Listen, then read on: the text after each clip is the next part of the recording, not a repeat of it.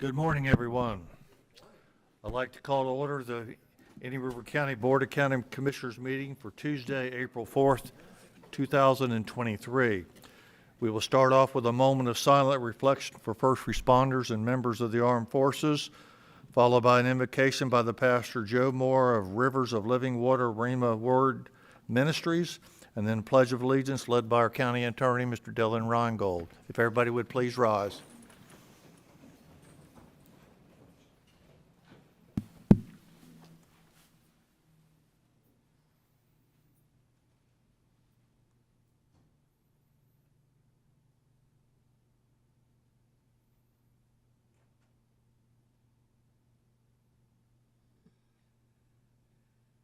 Heavenly Father, we come to you today in prayer and supplication, asking for your divine guidance, for your divine wisdom, and your divine support as we begin this meeting.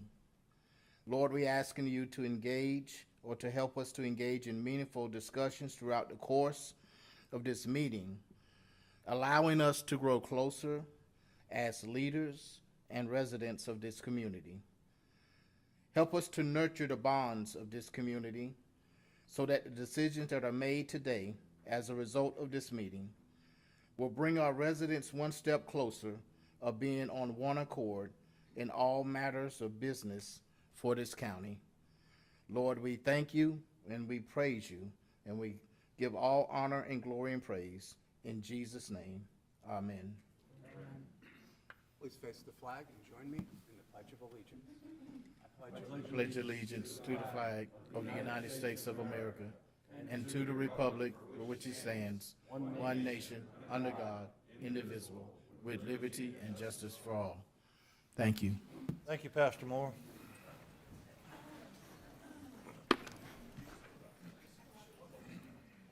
All right, moving on. Commissioners, any additions, deletions to the agenda or emergency items? I have one that I would like to take 10B1 and move it to discussion under 13A under the opioid, if y'all are good with that. Any changes, deletions? I'll entertain a motion. Mr. Chair, move approval as amended. Second. I have a motion by Commissioner Fleischer to approve as amended, a second by Commissioner Moss. All those in favor? Anybody from the audience wish to comment? All those in favor signify by saying aye. Aye. Any opposed? Motion passes 5-0. Moving on to proclamations and presentations. All righty. It will be my honor to start this out under 5A, a presentation of proclamation honoring Philip J. Matson on his retirement from the Indian River County Board of County Commissioners, Department of Community Development. Mr. Matson, welcome, and it's not too late to change your mind. Oh, that ship has sailed. Freedom, for love, beautiful freedom. All right. Well, let me read this, and then we'll talk about you, okay? Fine. All right, My wife's finally. here, so don't, keep All right. check your language. All right, this is a proclamation honoring Philip J. Matson on his retirement from the Indian River County Board of County Commissioners, Department of Community Development. Whereas Philip J. Matson retires from the Indian River County Department of Community Development as of April 12th, 2023. Whereas Phil began his career with the Indian River County on August 20th, 2001 as Assistant Staff Director of the Metropolitan Planning Organization, MPO, was promoted to MPO Staff Director on July 30th, 2004, and was promoted to Community Development Director on January 31st, 2020.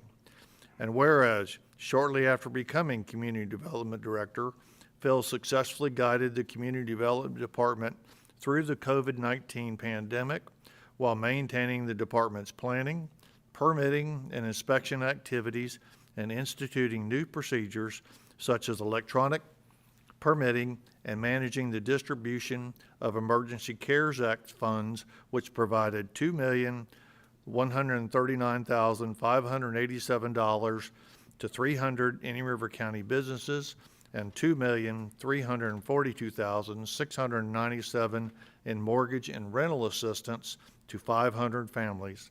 And whereas the MPO's Transportation Improvement Program, TIP, increased from 81 million in 2002 to 400 million in 2022, and during those years, the TIP has included the widening of State Road 60, US 1, I-95, County Road 510, County Road 512, 66th Avenue, and Oslo Road, along with the construction of the new Oslo Road interchange. You forgot And 512. whereas Phil's multimodal transport, I'm not done yet. Sorry. Whereas Phil's multimodal transportation planning efforts were instrumental in the construction of the Trans-Florida Central Railroad Trail, including an attractive trail bridge over I-95 and ridership on the GO line growing from 177,425 passengers in 2001 to 1,204,772 passengers in 2022.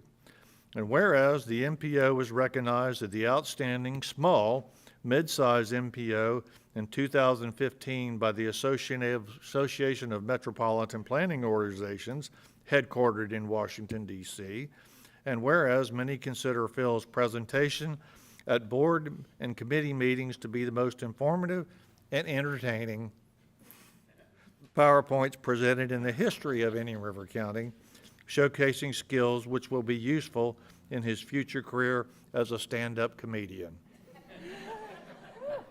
Who wrote that? And whereas Phil has served this county and public with the utmost integrity, competence, and success, and has gained the respect and admiration of all of his colleagues, co-workers, community leaders, organizations, and agencies within the county and throughout the state. And whereas Phil's legacy is one of bettering the community, and his efforts will benefit the county and its residents and visitors for years to come.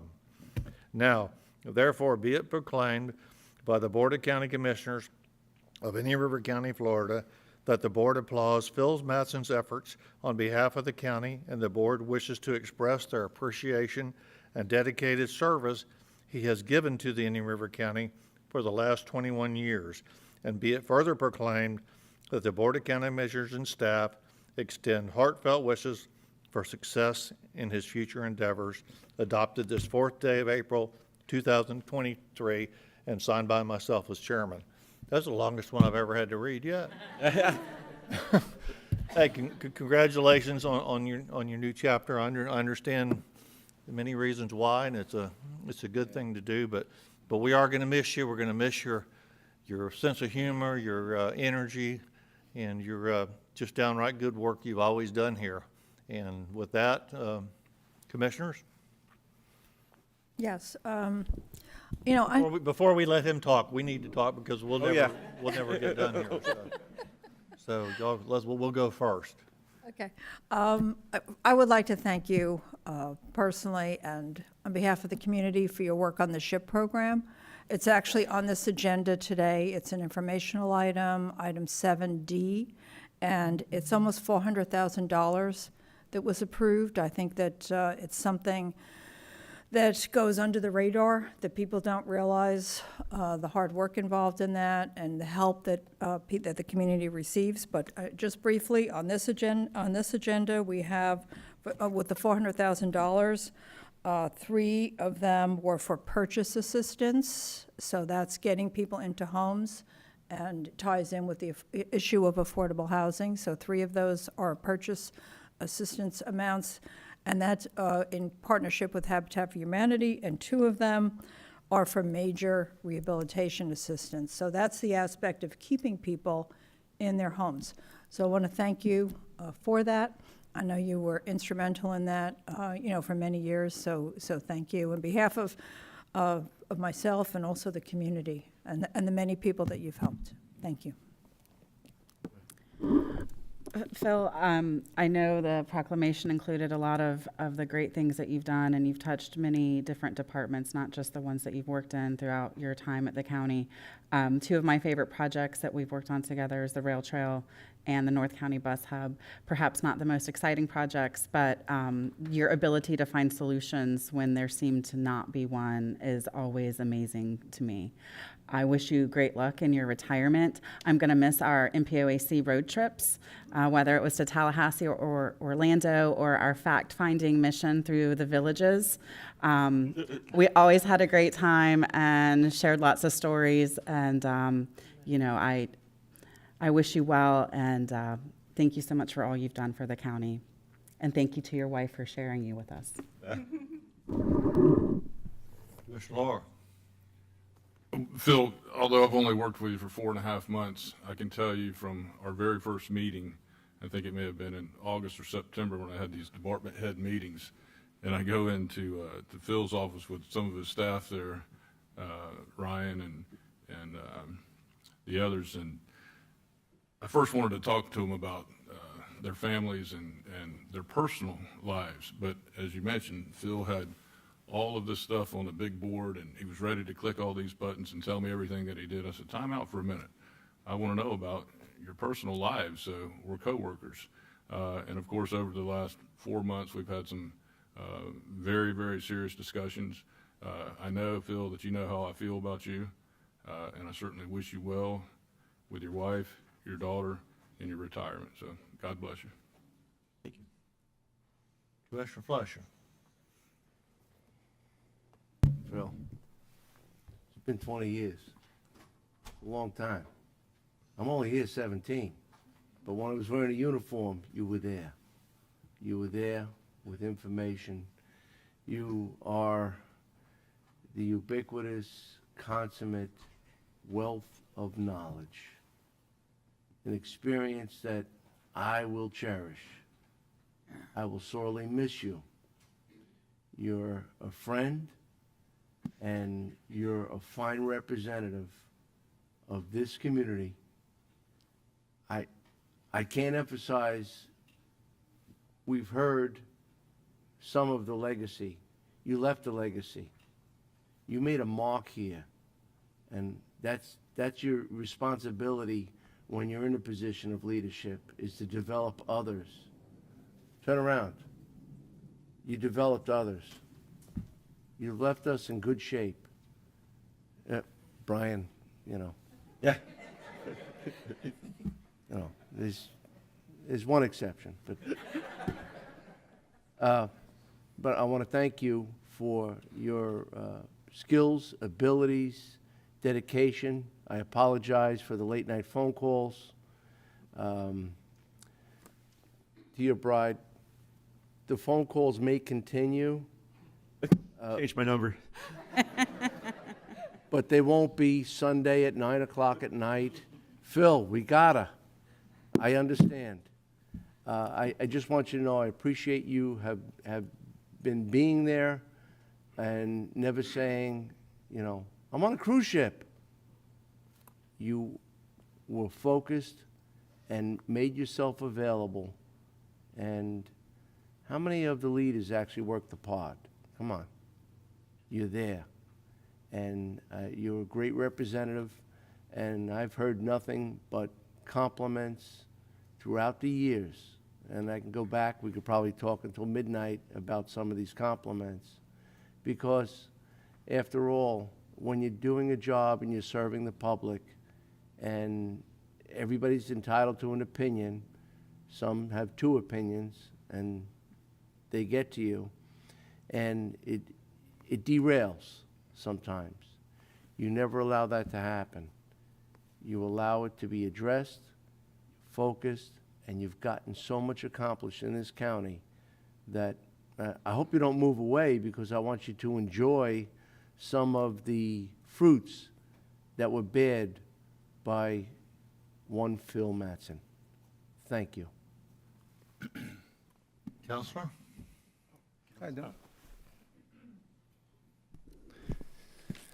So, Phil, I'll just say, last week at the board meeting, or it was Yes, last week at the board meeting on Tuesday, I noticed a joy and a happiness in you that I hadn't seen for a little while. And I think with that, I learned you found a place where you must be very happy where you're heading for you and your family. And so with that, I want to congratulate you for making the difficult decisions that you've made. It was clearly the right thing for you and your family. So thank you for the years here, and congratulations and best of luck wherever you travel. Thank you very much. Zito. Mr. Chairman, I'll have you know that in the rich tradition of keeping the proclamations to one page, that I had to eliminate 3.5 pages of the proclamation. I got him right here. Came out of staff, but no, looking at staff, Phil, that means everything to me, seeing the way they're glowing right now in support of you and disappointment that you're leaving. 20 years goes by so fast, but, and we didn't always have the, funnest issues pop up to the administrator's office that we had to resolve, but somehow you always made it fun. And you always made a difficult job look easy, but there's nothing easy about your job. So I think that's really says it all about you. I'm going to miss you. We're going to be friends, and I just can't wait to see what's next for you. Thank you. Thank you. Nice. Bill, one last thing. I'm a little concerned about Brian Freeman. Oh, I mean, this is kind of like Rowan and Martin split up, Jerry Lewis, Dean Martin, it's kind more of. like Simon and Garfunkel. Simon, as you know, had a pretty good career after that. Garfunkel, I don't know, don't hear a lot about him. So we'll keep a good eye on him, but I'm a little Yeah. concerned that he, as to where the routine's gonna go from here. So, but before you talk, I want to open it up to anybody else because we want we save you for last. Anybody else want to speak about Phil? Good morning. Bob McFarland, City of Sebastian.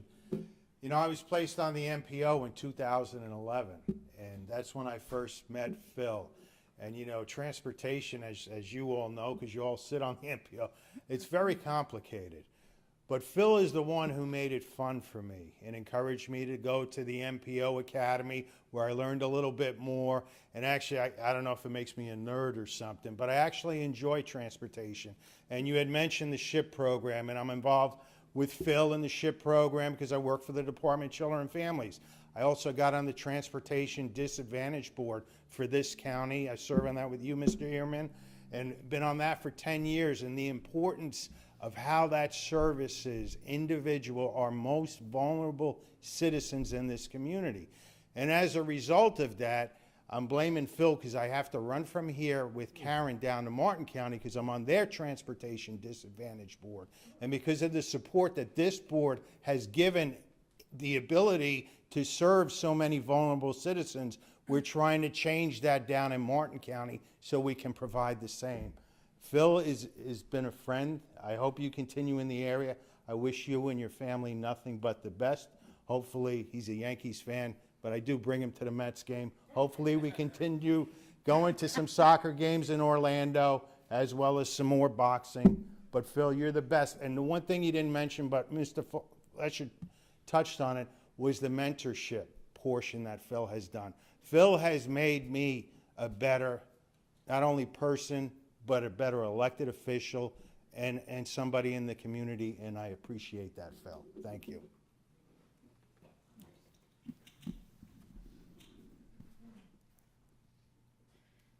Karen Deagle, CEO of the Senior Resource Association. Phil, thank you. 17 years ago, I approached you and about some crazy ideas about transportation after I'd taken over Senior Resource Association. And you've never said no. Sometimes you haven't agreed with me. Sometimes you've tried to manage me when I'm not manageable.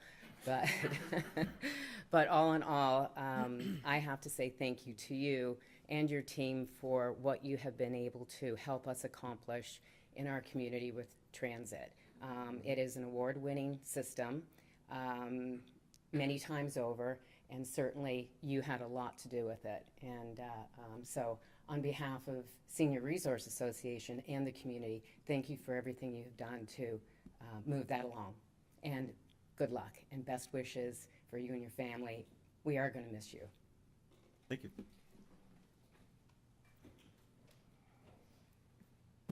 Good morning, ladies and gentlemen. Phil Matson, I'm Joseph Paladin, by the way. Phil Matson, you've been great. I've worked with Phil for almost 20 years, and whenever you walk into Phil's office, he was never intimidating, he was accommodating. And sometimes we didn't agree on policy. Most of the time we did, but the few times we didn't, he never started out with, no, done. He said, well, we might not be able to do that, Mr. Paladin, but how about this? And he tried to work out something. And we negotiated. We worked out a deal together. We got it done. We always got it done. He was never just a blanket no. He was always, how can we work this out? And I'm going to miss you a lot, Phil. You've been great over the last 20 years. Whatever you do in the future, I support you 100% and your family. You've been awesome. Thank you. Phil, Wilfred Hart. First of all, I had to read about you in the 32963. Me too. I was just with you. We were all with you at the Urban Service Line Committee meeting, and you were all jolly and happy as you could be, and I knew something had to be going on. But I'm standing up here today just to tell you thank you. On behalf of myself and Beth, you have brought out more awareness about workforce housing. And you know, that's a big concern of ours. And you took me in like I was a family member of yours. Anytime I could call you at any time, I could visit, I can do whatever with you, and you were right there to answer my questions.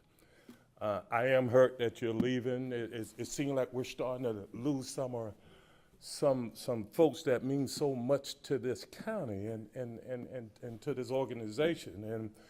And Phil, I'm going to stand up here and I hope one day you come back, because you inspired me and many others where I worked, that we saw that we could talk to you and you could teach us a whole lot of new things, and you didn't mind doing that, Phil.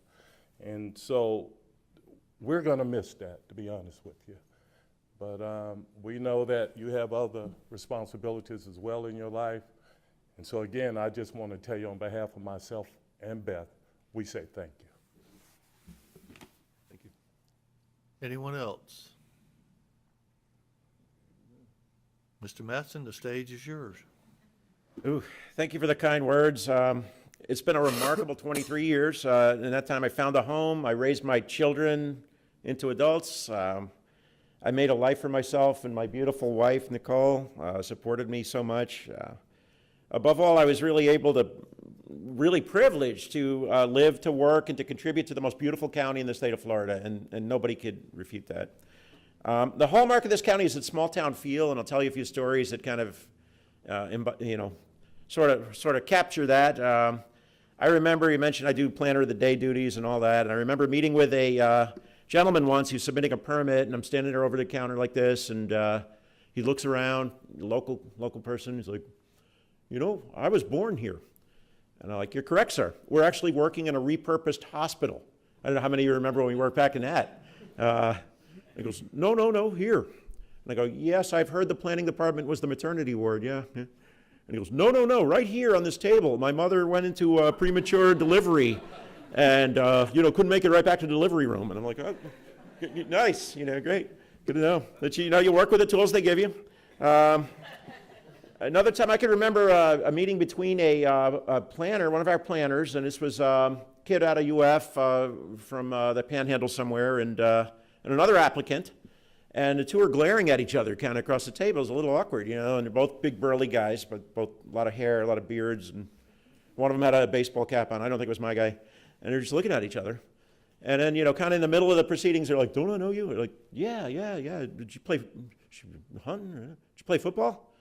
So apparently these guys were that same distance apart on the offensive and defensive lines in 1981 in the Vero Beach Championship football game. Talk about your ironies, and they recognize each other through like this much visor. So I'm like, wow, this really is not New York anymore. This is remarkable, really. But it's a beautiful thing. It's a wonderful thing to have relationships with some of the people we've heard from and be part of a community. you know, now I apologize for Peter for getting a little choked up, you know, 'cause it's a very emotional thing. But, you know, the real magic of this place, and I'll tell one more funny story, I think it's in the ability to be a natural paradise and to be a small town and all the amenities and the ability to get around easily and lack of crime and that sort of thing. And, you know, it's also very sophisticated. So, I mean, that's the real magic here. It's all three in one. And I'm a very sophisticated guy. I don't have to tell everybody that. And I could even be humbled in this place, you know, by some of the stuff you see. So I remember we were divvying up assignments for the Marching Sharks as a chaperone, and both my kids were in the band. And my son was in the percussion section. So I'm looking at the list, and then I see International Marimba Festival, University of South Florida, Tampa. I said, I'll take that one. I'll drive the percussion section over there. I'll drive the van over there with the kids. So what's a marimba? You know, it's the thing they play when you get on the cruise ship and you're limboing on. And, you know, so I have one Hawaiian shirt. Somebody gave me once. I've never worn it. So I was like, you know, this is the best time to wear it at a marimba festival. Bright green, the ugly thing. And I learned that the marimba is actually a very serious classical music instrument. And I learned that by departing from the bus and seeing everyone else in formal wear, including a delegation that flew from Japan for the Marimba Festival in tuxedos. And they're all looking at me, and I didn't represent the county that terribly well that day, I'll admit, but I did learn a lot about the marimba and how seriously to take it. So while I'm leaving this position, you never really leave it. I mean, we've talked about cruise ships and travel, and my wife's a European girl. Obviously, we traveled a lot there. It was always at the back of my mind. How is this project doing? That project, you know, what are we doing? It's a very complicated issue. I mean, you really put your heart into a position like this. And I'm very sad at saying goodbye to the people and the projects I've devoted the better part of my life to. But at the same time, as Wilfred noted, I'm very excited about the opportunity to, you know, spend time with my loved ones, because life is precious and it's short. And, you know, we're losing good people, but a lot of those people stay here till the bitter end. I mean, a lot of the, you know, the Mount Rushmore of planners who I replaced, Stan and Bob and Roland and these guys, you know, they stayed right till they couldn't do it until they got right to the age of retirement. And that says a lot about the community. So I'm excited about that. I'm excited about exploring career freedoms and other freedoms, you know, with the limited time we all have. And I just urge you to be kind, to try to look for solutions, to try to work with people and do the things you do best, and keep the small town, big city sophistication dynamic and natural environment core going. And thank you so much, everyone.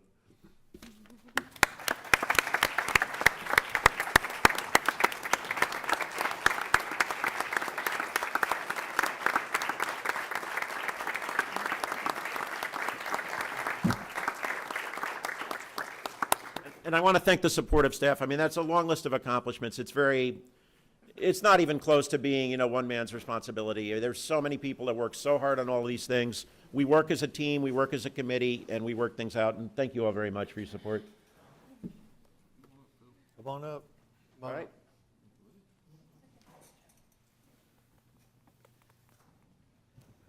Thanks, man. Thank you. Here, give that to him. Thank you. Yeah, it's for you.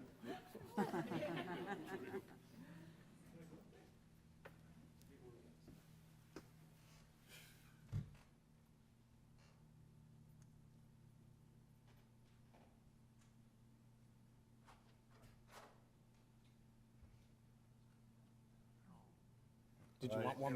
Got a bunch of staff.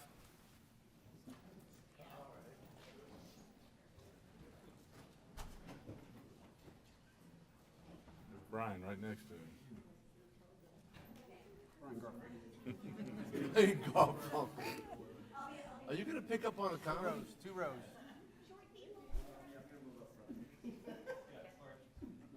Two rows, folks. Let everybody in the whole room get up.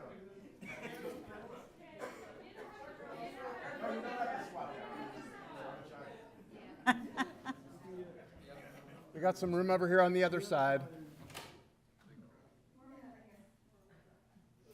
Look at Bill's family. We are a family. You are.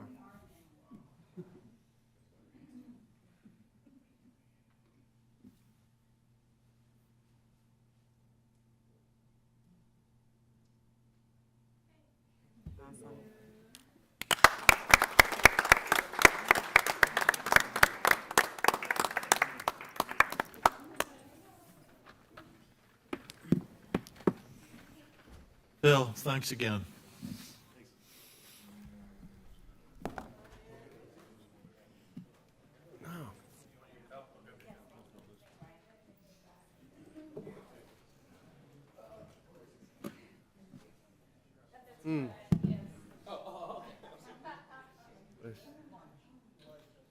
All right, Commissioners, moving on to 5B.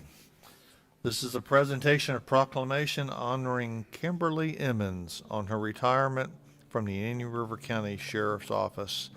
And this will be presented by Vice Chairman Commissioner Adams and Miss Kim. Come on up. Come on down, Miss Kim. It is a great pleasure for me to be able to read this proclamation honoring Kimberly Emmons on her retirement from the Indian River County Sheriff's Department. Whereas Kimberly Emmons is retiring from the Indian River County Sheriff's Office effective April 1st, 2023. And whereas Kimberly graduated Vero Beach High School in 1982, began her journey at the Indian River County Sheriff's Office on February 1st, 1989, and served the Sheriff's Office with distinction for 34 years as public safety dispatcher. And whereas Kimberly received many acknowledgments and commendations for her efforts, including Grand Cordon, Honorable Service, Dispatcher of the Quarter, and County Dispatcher of the Year. And whereas Kimberly worked diligently under 5 sheriffs and served the citizens of Indian River County and the state of Florida. And whereas Kimberly's remarkable dedication to her profession has earned her the appreciation of Sheriff Flowers and all who have had the honor of working with her. And whereas Kimberly has been active in the community as 4-H leader and secretary for the Indian River County Airboat Association. Now, therefore, be it proclaimed by the Board of County Commissioners of Indian River County, Florida, that the board applauds the contributions Kimberly Emmons has made to the citizens of Indian River County during her highly successful law enforcement career and wishes her a happy and prosperous retirement. Adopted this 4th day of April 2023 and signed by all 5 county commissioners. And Ms. Kim, I just want to thank you for so many years of dedication. I know it's taken you away from your family and from different activities. Growing up, I knew your dedication to the department and to the community, and I thank you so much for that. And I see Miss Susie's in the back, so you will be well supervised in your retirement. There's only 2 women in this world I'm afraid of. One is my mom and one is your mom. So I'm glad to see she'll be helping keep an eye on you, but you deserve this so much. I wish you all the best luck. I know I'll be seeing you around town, but congratulations. Well deserved. Kim, on behalf of the Board of County Commissioners, we thank you for your service. You and I had a lot of conversations on the phone and a lot of radio talk over my career, which wasn't much longer than yours as a dispatcher. So I know we've seen the worst and seen the best over the years, whether it was over the phone or on the radio, but you always did a professional job, a great job, and never missed a beat, just like the rest of the girls in there. But I want to personally thank you from my past career, and then I want to thank you again as the chairman of the Board of County Commissioners for all your service and all you've done. It's been an honor and a pleasure to serve with you. Thank you. Mr. Moss? You know, I didn't have the opportunity to work with you, but I have heard your name, and it's all good things. So I want to thank you so much for your service to the county. You're well known, and it's for good deeds. Thank you. Mr. Fleischer. Let him go first. Thank you, Mr. Chairman. Kim, thank you so much. You are an incredible being. I could still hear your voice. I could still hear your comforting delivery of information, as I can ditto the chairman's statements. We really appreciate your years of service and your ability to get the knowledge over the phone from complete chaos at times and get it delivered to the individuals who have to confront it. You're the first line of individual who has to confront exactly what's going on in that home, in that business, on the street, and You got it done, and everyone got what they needed to be accomplished. Your skills and abilities were well served for Indian River County. We were able to get the job done, and it was largely part to one Kim Emmons. Thank you so much. Enjoy your retirement and your time with Mom, and don't cut it up too much. And you can always, I'm sure you can call on a few. There's a league of individuals who you've worked with for many years that really do care, and they're about, and we don't want you to go anywhere either, as I said with Phil, because you're a special person and you've meant a lot to Indian River County. Thank you. Commissioner Laura. Chairman, thank you. Kim, it was an honor for me to work with you for 12 years of those 34. And for the other commissioners, it's, if not the most hectic job at the agency with respect to turnover and other things, but most importantly, we have to think about what Kim has seen over the last 34 years with the changes in technology, moving a radio room from here to there, and all of the stuff that comes along with it. But for 34 years, I can tell you for sure that in the next coming days, your blood pressure will go down, your stress level will go down. There'll be some tough nights here and there, but you're going to do fine, and I wish you the best in your retirement. Thank you. Thank you. Counselor, Mr. Zito. Kim, it was a pleasure to serve with you back in the day. But it's really your longevity that's most remarkable. I mean, this community is indebted to you eternally because you've done it quietly with grace, and you've handled it beyond the expectation of what's required of you. And that, for 34 years, means so much to this community. So thank you. Anybody else wish to comment?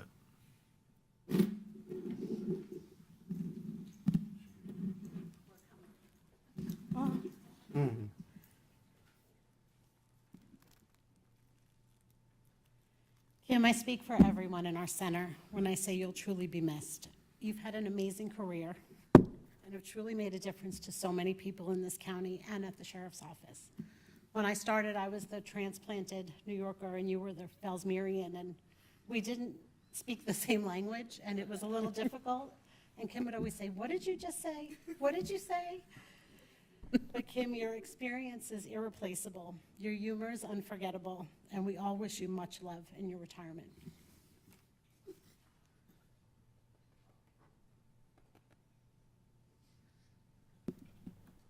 Kim, on behalf of the remaining men and women of the Sheriff's Office that weren't able to make it over here today, just want to say we're proud of you, and we're grateful for all you've done for us over the years. Thank you for being there, for being the voice on the other side of the radio for so long. We're going to miss you. You're always a part of our family. Come back anytime you want and visit and spend time with us. Don't be a stranger. So thank you for all your time in that room. I know it's an incredibly stressful job, and we're going to continue to fight, which we're going to talk about here in a minute, to make sure that you dispatchers are recognized the way that it should be. So thank you for all that you've done. Commissioners, thank you for your time today. I appreciate it. Thank you. Anybody else? Kim? That's all I could ask, is that y'all continue to fight for the dispatchers, because they do put so much into their job. They just put so much into their job. It's something that you gotta feel from your heart. You can't just walk in there and decide you do it just like you do any other job or most jobs. So they're in there working it's coming from the heart. So I'd like for them to be more recognized in the future. And I will miss that job. I love that job so much. I've always loved my job. And I've always put 110% into everything I did at that job. So it will be greatly missed. And thank you very much. Well, thank you. Congratulations.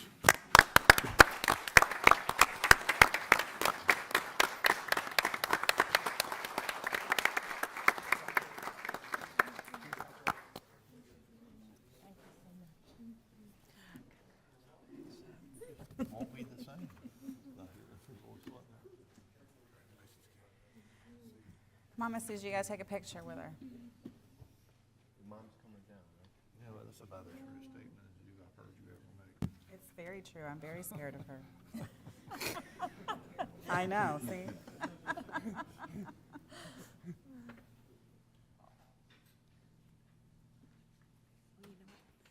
It's upside down.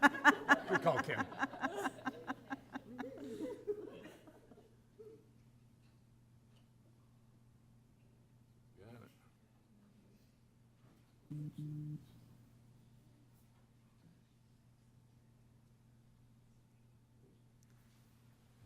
Thank you. Congratulations, enjoy. Good to see you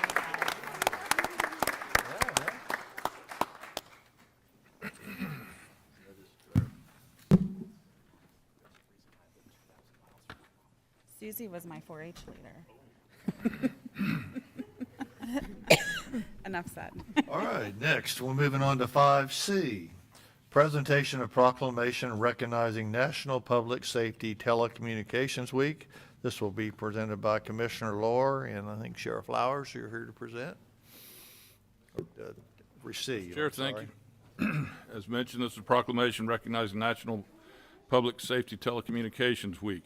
Whereas emergencies that require police, fire, and emergency medical services can occur at any time, and when they occur, the prompt response of police officers, firefighters, and paramedics is critical to the protection of the life and preservation of the property. And whereas the safety of our police officers, our firefighters, is dependent upon the quality and accuracy of the information obtained from the citizens who telephone the Indian River County Sheriff's Office Dispatch Center, and whereas the public safety dispatchers are the first and most critical contact of our citizens that our citizens have with emergency services, exhibiting compassion, understanding, and professionalism during the performance of their duties, and whereas dispatchers serve as a vital link to our police officers and firefighters by monitoring their activities, and whereas the Indian River County Sheriff's Office public safety dispatchers addressed 167,858 calls for service for law enforcement and 35,643 calls for fire rescue in 2022. As well, they answered over 68,831 911 calls and over 100,000 administrative calls. And whereas the public safety dispatchers of Indian River County are as knowledgeable and highly trained individuals who work closely with police, fire, and medical personnel, have contributed substantially to the apprehension of criminals, suppression of crime, and the treatment of patients. Now therefore, let it be proclaimed by the Board of County Commissioners of Indian River County, Florida, that the week of April 9th through April 15th, 2023 be designated as National Public Safety Telecommunications Week in Indian River County to honor the men and women whose diligence and professionalism keep our county and citizens safe, adopted this 4th day of April 2023 and signed by all 5 county commissioners. Thank you. Thank you so much, commissioners. We appreciate it. And, you know, I'll say it again, these folks are heroes. These folks that stand behind me are the ones who answer those 911 calls. They're the people who are the calm voice when people are having their worst day of their lives. And it's disappointing that our state and our country has not recognized them in the way that they should be recognized. I will continue to fight for our dispatchers to show that they are true first responders. I know that there's some movement in the legislature right now to make that happen. We're hopeful that we'll get it through this time, but we really need to recognize the hard work that these folks do. They work every single day, 12-hour shifts. It's just an incredibly stressful job, and every single one of them does it with professionalism. They do it in a way that most of us couldn't possibly do. It's a very difficult position to fill. And Robin will tell you, our dispatch supervisor, that we're getting close, but we still need more folks. So if there's somebody out there that says, hey, I'm interested in this, go online to our website, ircsheriff.org, and we're accepting applications. Robin, I'll turn it over to you. On behalf of all of our dispatchers, I want to say thank you to the commissioners for recognizing the work that we do. No one really thinks about a 911 dispatcher until you have an emergency. But in order to understand who we are, you must first understand what we do. We're the people who listen to you cry as you beg your mother to take another breath. We're the people who try to get you to give your father CPR, knowing he's passed, but in some way it may help you to know that you did everything that you could. We're the ones who convince you that life is worth living when you feel like all hope is gone, all the while praying the deputy gets to you in time. We are the people who leave our families to answer your emergency and get police or fire rescue to you when you need them. We're here 24 hours a day, 365 days a year. And although our presence on a scene is not physical, we're often critical to a positive outcome. We're the vital first link in emergency response chain and the protectors of law enforcement and fire rescue. As you all know, we're continuing the fight to be recognized as first responders, and although strides have been made, the bill to include us under the definition of a first responder does not yet have a decision. I ask again, as I do every year, that you continue to help us fight for this change, and as always, you're all always welcome to come in and see a day in the life of a dispatcher. Thank you. Anyone else? On behalf of the Board of County Commissioners, I want to thank each and every one of you for what you do every day. Like I said, when Kim was up there, I was on the receiving end of your phone calls and your radio transmissions for over 35 years, and nobody appreciated it more. And I'm sure that Commissioner Fleischer and Commissioner Laura will also agree with that statement, that you are a vital part and you deserve to be recognized as first responders. You're part of the link. Without the link, without y'all, the rest of us would be no good. So again, on behalf of the board, thank you for all you do. Mr. Chairman. Thank you. Mr. Chairman? Yes, sir. I want to thank you for your speech just now. It drove it home. I mean that sincerely. And I want to say something. Usually when people say they hear voices, that's usually a time of indication of concern. I hear voices. I hear voices like Patrice, Kim, Sue, Lou, Lee, people that made the difference, made it happen. There's only one left right there in the audience. People that got us home safe, and we're talking to the other side of pure chaos, pandemonium, loss of life, sometimes maybe a garden snake in the living room. There's not always one that is to that level of concern, but the caller has no idea of your concern, just your passion to make it right, and you keep it at this level. I can't thank you all enough. I didn't get the opportunity to work with some of you, just that one in the middle. I hope she never leaves.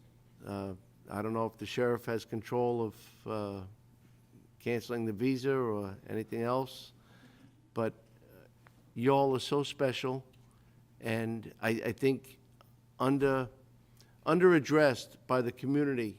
The only people that truly get to know you are the ones that have that sheer chaos and pandemonium, and they get to understand who you are because of the words you say, because of the thoughtfulness, the guidance, the control, the leadership that you provide in making this a safe place. So I can't thank you all enough, and well agreed. You all should be in high risk. Thank you. Commissioner Laura? Yes, I agree with everything that Commissioner Fletcher said. There's no reason this high-risk bill has been pushed for at least 10 years that I'm aware.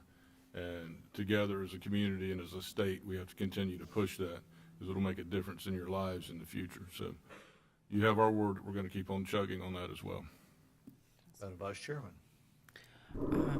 I think everything has been said. I echo my fellow commissioners' comments on the the bill. We appreciate everything that you guys do in our community. You are that guiding voice through those tough times, and I know it takes a lot out of you as a person to be able to do that. So thank you for your commitment, and thank you for continuing to show up day after day and make sure that we're a better community because of it. Commissioner Moss. Thank you, Mr. Chair. To me, you are unseen and unsung heroes, and certainly first responders. Thank you for all you do every minute of every day. Counselor, Mr. Zito. Thank y'all very much.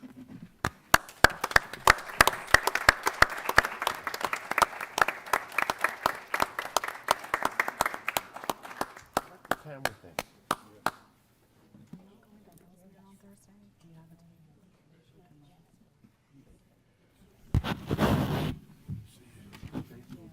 Sorry.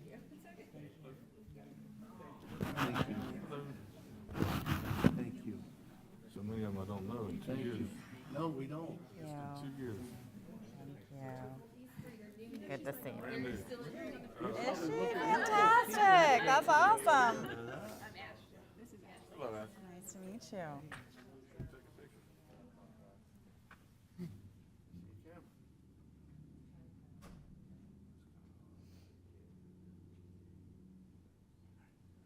Thanks again, y'all. Guys.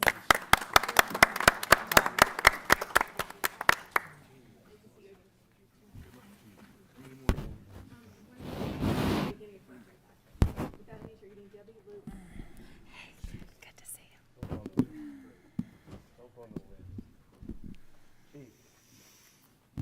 All right, moving on to our last proclamation of this morning.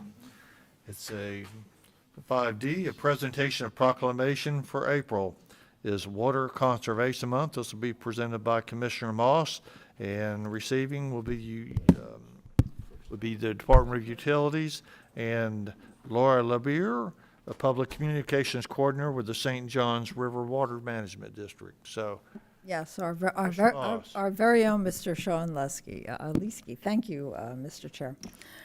Proclamation designating April 1st through April 30th, 2023 as Water Conservation Month in Indian River County. Whereas water is a basic and essential need of every living creature, and whereas the state of Florida, water management districts, and Indian River County are working together to increase awareness about the importance of water conservation through various educational programs, community events, and improving stormwater and wastewater treatment. And whereas Indian River County and the state of Florida have designated April, typically a dry month when water demands are most at their peak, as Florida's Water Conservation Month to educate citizens about how they can help save Florida's precious water resources. And whereas Indian River County has always encouraged and supported water conservation through various educational programs. And whereas every business, industry, school, and citizen can make a difference when it comes to minimizing their water usage. And whereas every business, industry, school, and citizen can help by doing their part to conserve water, thereby promoting a healthy economy and sustainable community. Now therefore be it proclaimed by the Board of County Commissioners of Indian River County, Florida, that April 2023 is designated as Water Conservation Month in Indian River County, and all citizens are encouraged to use this occasion to increase their awareness of the importance of water conservation and the need to use water more efficiently. Adopted this 4th day of April 2023 by the Board of County Commissioners, Indian River County, Florida, and signed by all 5 commissioners.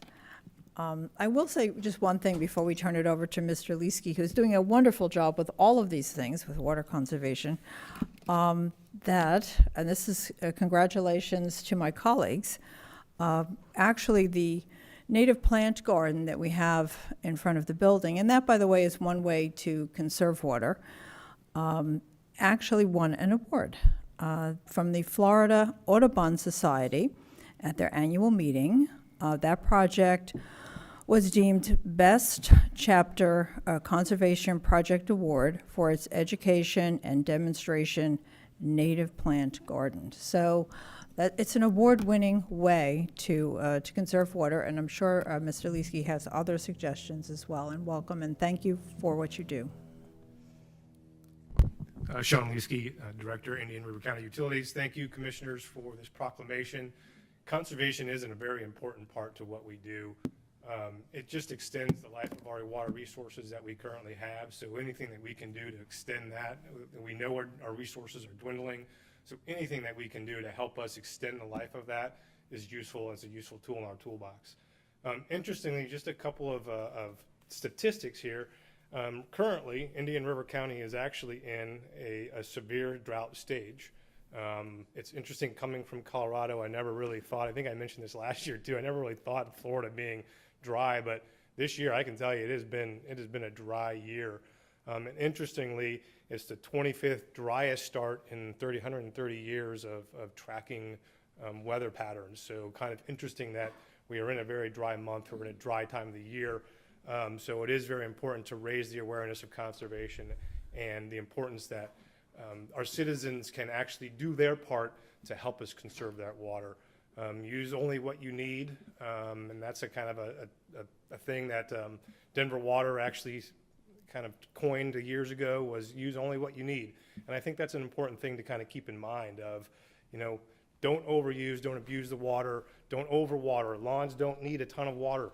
And sometimes if you overwater, that lawn then becomes accustomed to being overwatered and expects more water. So only use what you really need. There's a lot of good resources out there for telling you how much you need to water lawns. So, but thank you, Laura, Commissioner Moss, for bringing up the award. I think when you think about what are appropriate plants to plant, you really need to be thinking about what you're putting in your around your house and in your gardens, because sometimes if you're planting plants that are not Floridian plants, then they tend to draw more water and use more water than they need. So thank you for that. Thank you for the proclamation. Laura, and last name is LeBur, is here from St. Johns River Water Management District, and she would like to say a few things as well.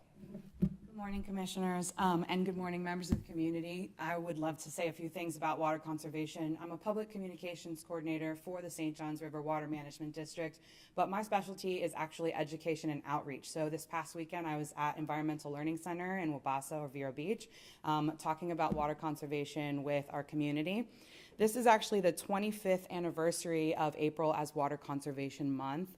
And something that we find in our district is that on average, we're using about 84 gallons of water individually every single day. Over 50% of public water use is actually being used outside for irrigation.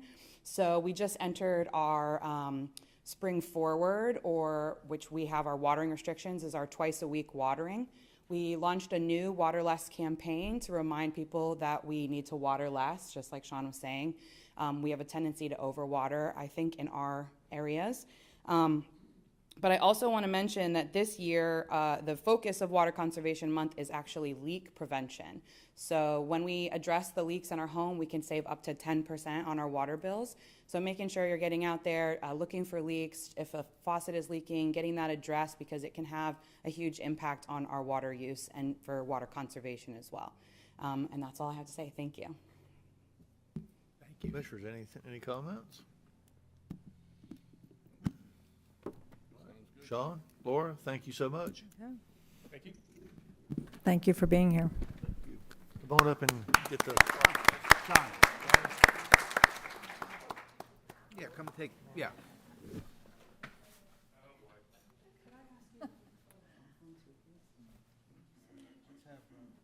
Yeah. Oh, sure. Yeah. I know, it's Over in- whatever, it almost throws everybody.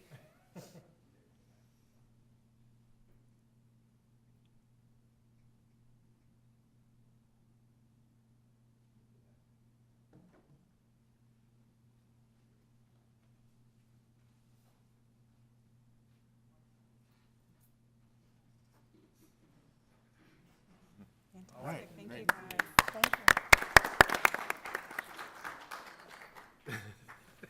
Thanks for stepping up, Sean. All All right, that was another morning of proclamations. Good job, everybody, on that.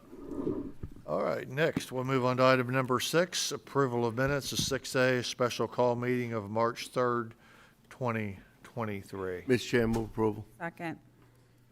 I have a motion by Commissioner Fleischer, second by Commissioner Adams. Anybody from public wish to comment on the motion?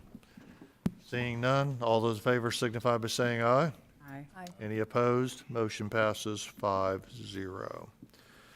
All right, next we move on to item 7, information items from staff or commissioners not requiring board action, but I think we have a couple of notices in here we want to discuss. And first, we'll start off with 7B, District 4 appointment to Environmental Lands Panel, and it's kind of a guy we don't know. No, I just found him in District 4 wandering around, and former Commissioner Peter O'Brien has agreed to be my representative. Fantastic. I think that's a great choice. He'll do well. All right, next, 7C, Indian River County venue and event calendar, sticking with some of Commissioner O'Brien's things. There's a lot coming up on the event calendar. I know Commissioner Fleischer's favorite, the Easter egg hunt in the water. So, it's where you have to have your towel and swim trunks and you pick up all the eggs in the water. So I know it's one of your personal favorites, sir. It is. But we do have other stuff. Hiding them in there. Conservation Lands Earth Week program will be coming up, and they're going to start up actually at this meeting on the 18th, talking about Florida scrub jay habitat to us. Vero Beach Home Show will be coming up on April 22nd, which is always good. And I'm sure Commissioner Moss's favorite, the Community Drum Circle with the Treasure Coast percussion. Can't wait. A lot of stuff going on, and I will tell y'all that the fair was a success this year. They had, I think they did about what they had last year, but they did have one day they were rained out, so the fair was a success. I'm sure many of you went, and we appreciate all they do with regards to that. And next, we were going to touch on 7D, the ship and shark, but you already discussed it Yeah, I would- previously, unless you'd like to say something else. I'd just like to add one more thing, Mr. Chair, if that's all right. As I mentioned earlier, in thanking Mr. Mattson for his leadership with regard to SHIP, which are loans that are made in terms of affordable housing. Well, this is definitely affordable housing. I want to mention of the 5 grants or loans and grants that were given, these truly are workforce families, and I'm going to read them off. The very first one was for a very low-income household, and that was a SHIP loan and a grant as well, and that was to an employed single father with 2 children. The second one was a very low-income household for purchase assistance, and that was to an employed husband with a wife and 2 children. The third is a low-income household for major rehabilitation assistance, and that was to a household with an employed single mother with 1 child. Fourth was a low-income household for major rehabilitation assistance, and that was to an employed single mother with 3 children. And finally was a low-income household for purchase assistance, and that was to an employed single mother with 1 child. So the point here being that these people are employed, and it's a step forward in addressing the workforce housing issues that we know we have. These people are employed, and they're being helped either to make an initial purchase or a rehabilitation of an existing household. So thank you again to Mr. Mattson for his contributions in this area, and thank you, Mr. Chair. Thank you. Moving on to item 8, the consent agenda. Commissioners, anything you wish to discuss under consent? Hearing none. Anybody from the public, is there anything on the consent agenda, anything from the public wishes to pull to have for discussion? Seeing none. Mr. Chair, move approval. To approve. Second. Is that a second by you, sir? I have a motion by Commissioner Fleischer, second by Commissioner Lohr. Anybody from the public wish to comment on the motion? Seeing none. Commissioners, all those in favor signify by saying aye. Aye. Any opposed? Motion passes 5-0.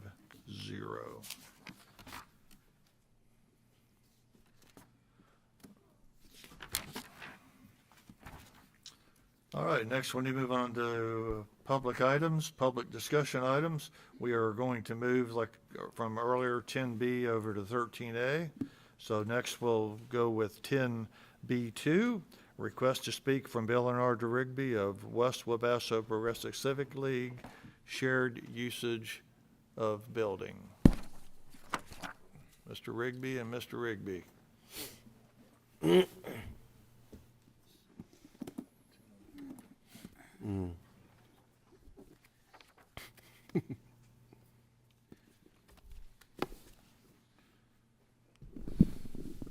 Gentlemen, let me start off with something that I need to say here. If we're going to talk about the same issue we talked about last time, we're not going to talk about it.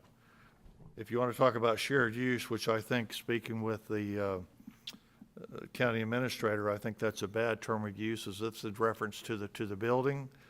The building is leased to the state of Florida, the Department of Health.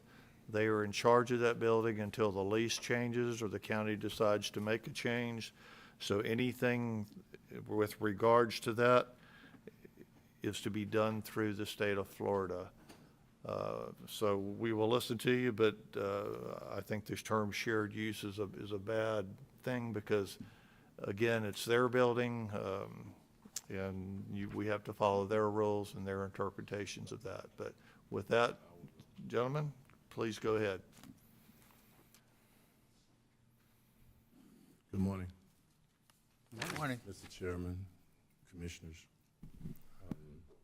My name is Ardra Rigby. I'm the president of the West Wabasso Progressive Civic Club. And I believe, Mr. Chairman, what you just said is the issue that we're having. There are decisions that are being made without the input of the West Wabasso Progressive Civic Club. If you knew that or they knew that they were coming to use it for that purpose, we should have been at the table to discuss it. But it seems as though there's I don't know, just forget about the West Wabasso, we're gonna do this and we don't need their input. Just my perception. You gotta understand that, because we've been in that building way before they got there, way before Days of Hope. We've been in that building for 30 plus years, and I felt, or I still feel, we should have had the courtesy to have some say-so in that decision as to how it would affect us. I mean, you gotta understand that. So that's troubling to me, very troubling. This health department is coming to me to sign a document. I haven't talked to anybody from that health department in over 2 years. They left us, you understand? We had them on the agenda, this health department, on our agenda, left, no word, no rhyme, no reason. Now they come to us to ask us to sign something, but they leave the West Wabasso as a part of our agenda and say nothing.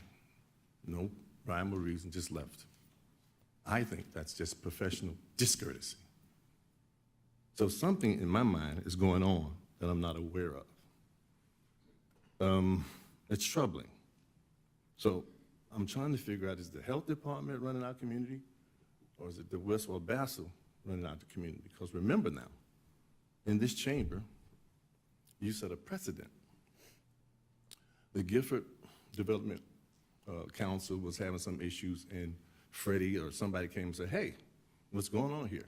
And I think it was Ms. Commissioner Felicia said, you set a precedent that nothing comes out of Gifford unless it comes through the Gifford Progressive Civic Club. Now, you set that precedent, not us. So we need that same courtesy, because you set that, you set those parameters, Commissioner. You set this precedent that that's happening. And I feel that every decision that's made in that community, the West Wabasso community, does not come through us. We even asked to come and explain what insurance we need. We don't even know what insurance we need. You just said insurance. Sit down, talk to us. It's common business practice. Just a management thing. But no, I'm gonna throw this at you. This is what you get. I'm gonna lock the door, threatening. You ain't getting in until you get what we need. I don't know who doesn't see that, but these are the things you have to do. It's just proper protocol. You leave, the health department leaves, don't say anything, and then I'm looking up they're making all these decisions, no input from, well, I don't know, who are they meeting? How was this whole thing approved without them coming to us? How? To me, if it didn't come through us, my board, our board, it's irrelevant. It shouldn't even go through. It's contaminated, in my opinion. Because if you're gonna ignore us and pass this through to you guys, there's a missing component here. And I think that's the issue. What's happening in the community is that too many voices are coming out. And as I believe, we believe, the board believes, that that's kind of had a not so great impact on the community. And that's troubling to me. And you said you gave it to the state, which means you are stopping my position to operate. But you said you don't get involved with operations, but the decision by you to lease to them without our input is stopping our ability to operate. I'm hoping someone understands that and explain that to me. It's just troubling to me. My name is Bill Rigby. I'm a board member. Let me begin by saying this. Mr. Chairman made a statement a few minutes ago that we're not Y'all switch places so we can hear you on the microphone, please. Mr. Chairman just made a statement a few minutes ago that if we're here to discuss shared usage, we're not going to talk about that. That's a state issue, okay? It is a state issue because the health department is the one that came up with those ideas, or they came up with the, I'm going to say they gave the paperwork to the president for as the lease, not the lease, for as the agenda, they want our agenda, insurance, some other things that they want. I'm not here to go into all of that. But what I'm saying here today is this. If you look at the totality of what's going on here today or in the past, it started in February.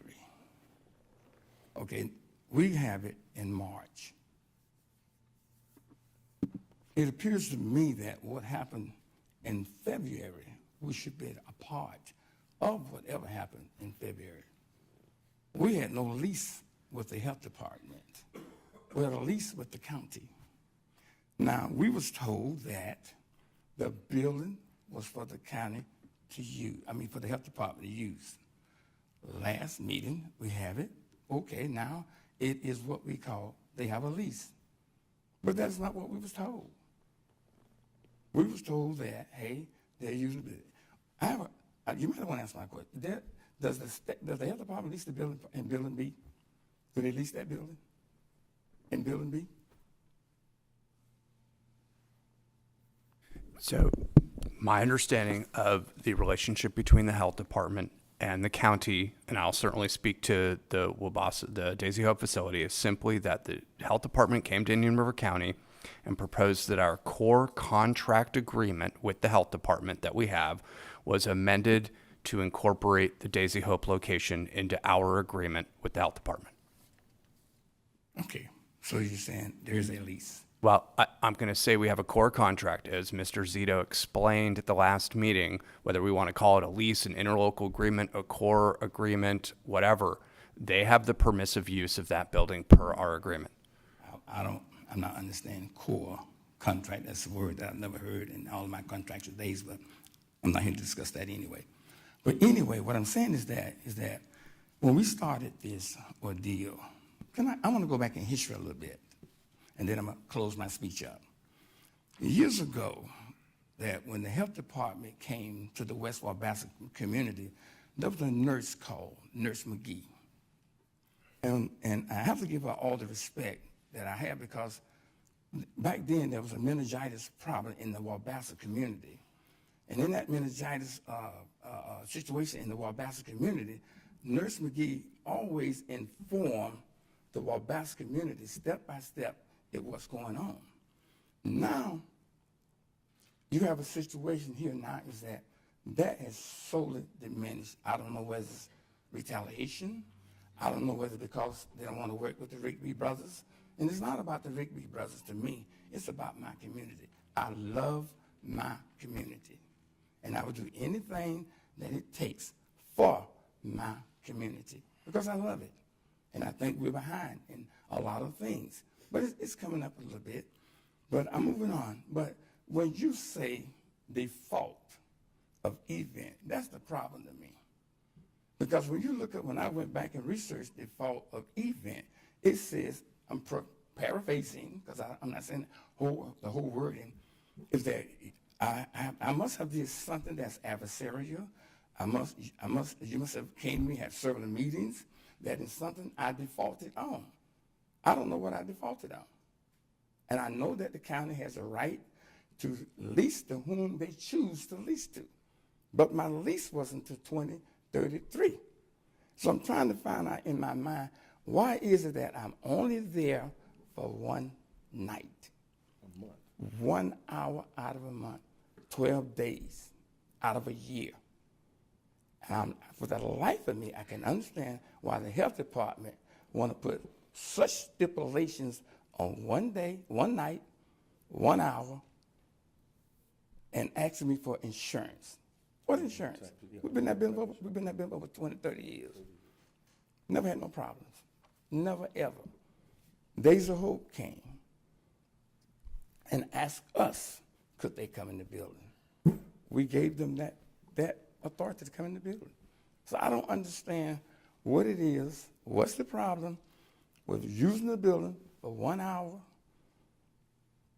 12 days, sometimes 8 a year, 12 days, 8 days a week. I don't understand the problem.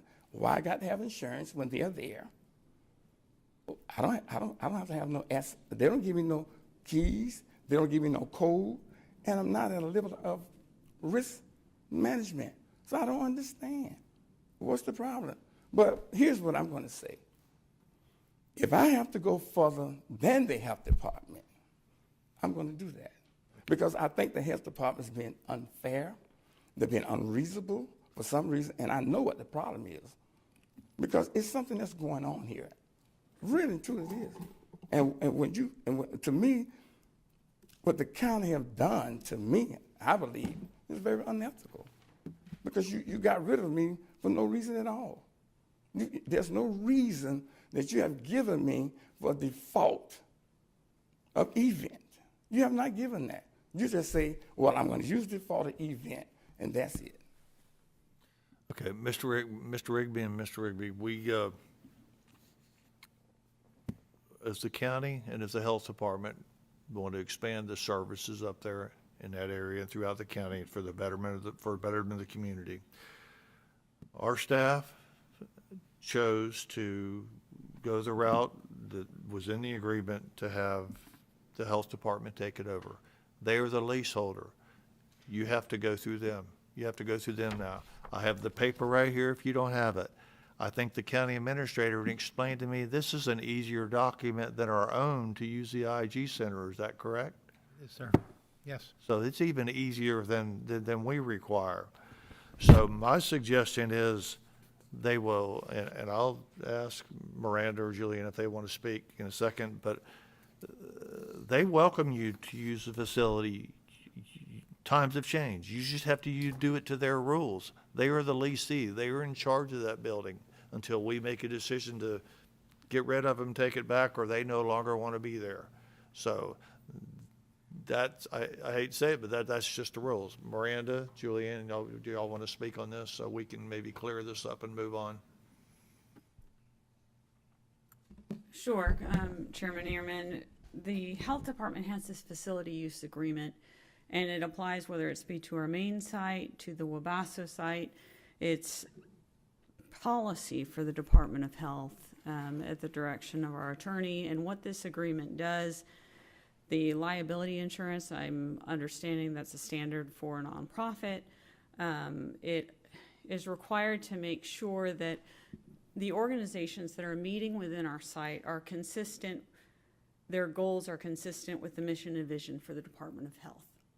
And so the restriction, for instance, on political activities, which you may remember at the May 10th meeting last year, that was discussed, that's a prohibition for the Department of Health, that you can't have any sort of political activities on its campuses.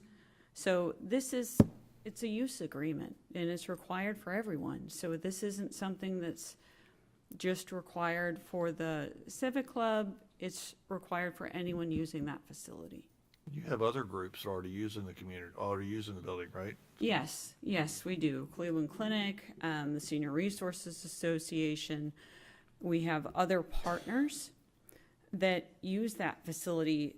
They're using this agreement. The VNA signed it when they came in for a screening event a couple months ago. So it's not unusual for people to sign this. I have a question. Y'all have any questions of Ms. Swanson? Yes, sir. To Ms. Swanson. Go ahead. Ms. Swanson, I have a question then. If you're saying that you want us, according to the health department, to sign a usage agreement, number one, do I have access to keys? Do I have access to codes? No, certainly that would not be something that we would do in terms of giving keys or codes to someone who is external to our agency. As you know, Mr. Rigby, our staff, when you had meetings there in the past, previous to this being required through our attorneys, our staff stayed after to be able to open the building for you to be able to meet. Correct, yes. And so from a security perspective, I'd be unable to share keys or codes with you. I have to understand. Now, my next question is, what type of insurance are you referring to? So I've got to jump in here. That's for insurance, Mr. Ryan. No, I understand, but I want it to be very clear. Our forum isn't designed for the health department to be brought forward to be asked questions by the Rigbys. They can do this at any time, any place, anywhere to hash out these issues. I'm not sure how this forum became the issue. Councilman, I'm going to let this go so far. If we can get this solved here right Okay, now, that's fine. I want to get it solved. It needs to be resolved because she's asking for insurance. We don't know what type of insurance. She's here. She needs to tell us. Mr. Chairman. Thank you. I appreciate the chair's comment. I just am cognizant in the future, I do not want this forum to turn into a place where people can have interrogatories or, depositions of other folks in front of this board for things that can be accomplished elsewhere. But I do appreciate the chair's goal of trying to resolve this today. But this is not a deposition. Just ask your question so we can move on to other business on the agenda, Right. please. I think is the point. Let's move this Move along. on. So what I can say in terms of liability insurance, I'm not able to interpret this document for anyone. That would be their decision to consult with their own legal counsel. But current liability insurance is standard for a nonprofit. You'd have to get that interpretation from your own counsel. But I say it's a very simple insurance product. It's for an assembly for a couple hours, for a meeting. It's not major event insurance. It's not premises liability. It's just a product that you can very easily obtain through any insurance carrier. It's not a sophisticated policy at all. What I'm saying is that when I went to the insurance company, they want to know what the square footage is, Mr. Cito, or whatever. They need to know all of that in order for me to obtain insurance. What is it? Is it because of the outside exterior, or is it because of the inside interior? So that's why I'm asking these questions, because I've already went and tried to apply for insurance. And they told me, well, Mr. Rigby, what type of insurance do you want? Is it exterior? Do you want insurance for interior? What? I need to know these things. But in order to get insurance, what I'm saying is that when we don't sit at the table and talk, this is what happened. That's all I'm saying. I'm not trying to be a hard nose. Correct me if I'm wrong, gentlemen, and Miranda. This is a liability insurance in case somebody gets injured or something on the property. The building is not your responsibility inside or out. It covers your time, your use there while you're there using the building for your meeting. In other words, Mr. Chairman, If something should happen, the state's not necessarily liable in certain cases. the only thing I need to do is have insurance for the outside exterior. That's it. It covers. No, you don't need any kind of building insurance. You just need to go to the insurance agent and tell them that you need a certificate of liability so you can have a meeting in somebody else's building. That's all you need to tell them. That's all it is. That's all it is. All right, anything further? Because we're going to wrap this up. No, right now this woman is not. My suggestion is you do get with Miranda and y'all work it out, they have no problem with y'all meeting there. I think it's a great place. You've met there for years. Why change anything? It's just that the ownership has changed through the lease agreement and times have changed. So we want y'all to meet and want y'all to progress. And I'm sure the health department can accommodate you according to their rules and what they desire. If not, you're gonna have to find another spot. Okay, that's fine. Can I have a copy of that agreement that you have there, please? Say that again? The agreement that you had in your hand, can I have a copy of that, please? Stamp agreement.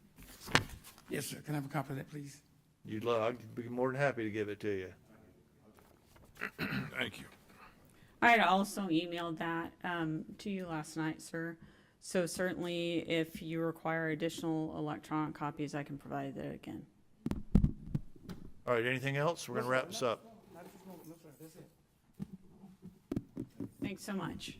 Thank you, Miranda. Thank you. 21 minutes.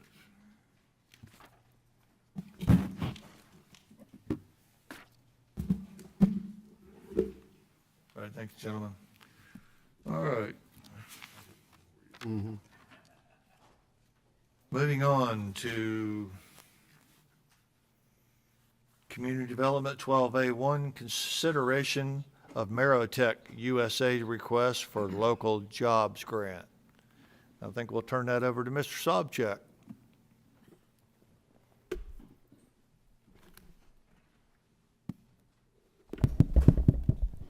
Thank you, Commissioners. Good morning. For the record, Andy Sobchak, Interim Community Development Director. And what I have for you this morning is a local jobs grant application.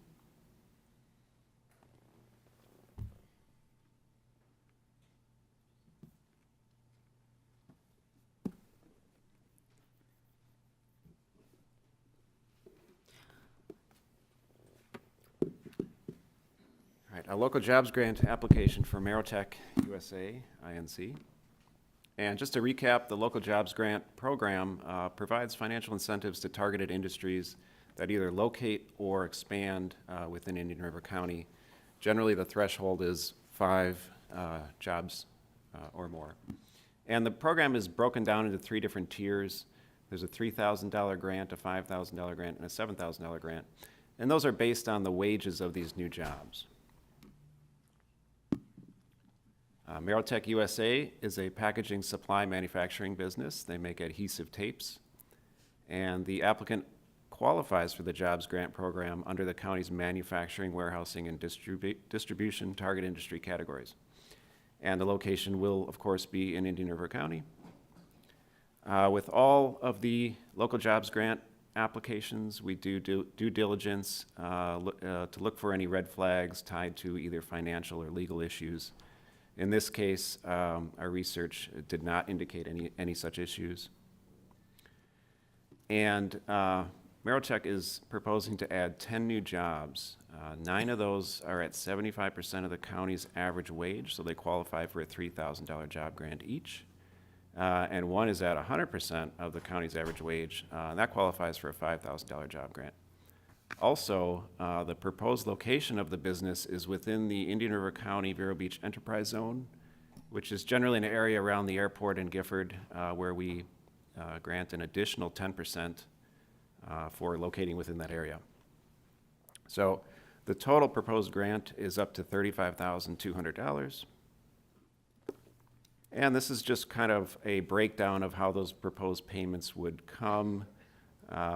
They would wrap up in fiscal year 26-27, and the schedule for bringing on the new jobs is by January 1st, 2024, 7 of those jobs would be in place, and by January 1st of 2025, 3 of those jobs would be in place, again for a total of 10 new jobs. And this is just a hypothetical schedule in that the actual jobs may come at different times, and staff has the ability to extend these dates out for a year if the timing is not quite precise as shown here. So on March 21st, 2023, the Economic Development Council met and considered the local jobs grant application for Merotech USA, and the EDC's members recommended unanimously that the Board of County Commissioners approve the local jobs grant application. So staff recommends that the Board of County Commissioners approve the local jobs grant application of up to $35,200. And with the backup for this item, there was a draft grant agreement. If the board approves the grant application, then staff will bring back a finalized version of that grant agreement for signature. And that concludes my presentation. Commissioners, any questions for Andy? Mr. Chair, I was at the EDC meeting. There was a good discussion. Everybody was very supportive of the applicant bringing jobs and his company into the area, as well as the jobs grant. So I would be happy to move approval. Second.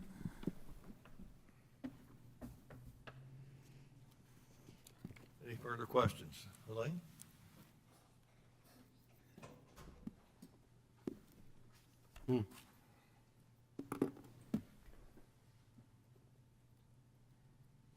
Good morning, Commissioners. For the record, Helene Castletine, Economic Development Director with the Indian River County Chamber of Commerce. Thank you very much for your time and your consideration of this application. We think this is a great program because those monies are paid after the jobs are in place. So that's a good thing. This was actually a lead from Enterprise Florida, our statewide economic development organization, back in February of 2021. COVID had a lot to do with that delay, but this was out of their Toronto office. And though this is relatively a smaller project, 10 new jobs, it still has a significant economic impact on our local economy. Those 10 new jobs, looking at the average wage, will generate about $425,000 in new paychecks circulating throughout our economy each year. And with an estimated $80,000 in new purchases, miscellaneous supplies, professional services, and that sort of thing, that could be another $80,000 circulating in our local economy. And with the location being in the heart of Gifford, I think that could also stimulate employment opportunities for Gifford residents as well. So we do have the owner of the company here with us this morning, Martin Robitaille. He is the president and general manager. I know you all met with him, each one individually yesterday, but I just wanted everyone to meet him. Welcome, sir. Thank you. Thank you for having me, and thank you for this program. This is quite interesting for an outside company as we are to be able to come into this community and help us to create manufacturing jobs, which are usually quite interesting for a lot of people to get a stable job in this type of manufacturing operation. So won't take more of your time, but I do thank you for your time and consideration. Thank you. Thank you. Well, thank you for selecting Indian River County. We definitely appreciate it and look forward to a long and prosperous relationship. And again, thanks for being here, and thanks for meeting with us yesterday and today and choosing Vero Beach, Indian River County area. Thank you. Commissioners, any comments? Mr. Chair, these are manufacturing jobs, which is a sector that we want to encourage. So I'm very happy that they're here. All right. All right, with that, I have a motion by Commissioner Adams, second by Commissioner Moss. Anybody from the public wish to comment on the motion? Commissioners, all those in favor signify by saying aye. Aye. Any opposed? That motion passes 5-0. Thank you so very much. Thank you, Andy. Thank you. All right, with Commissioners, with that, we'll take a 10-minute break. We'll be back at 10:43.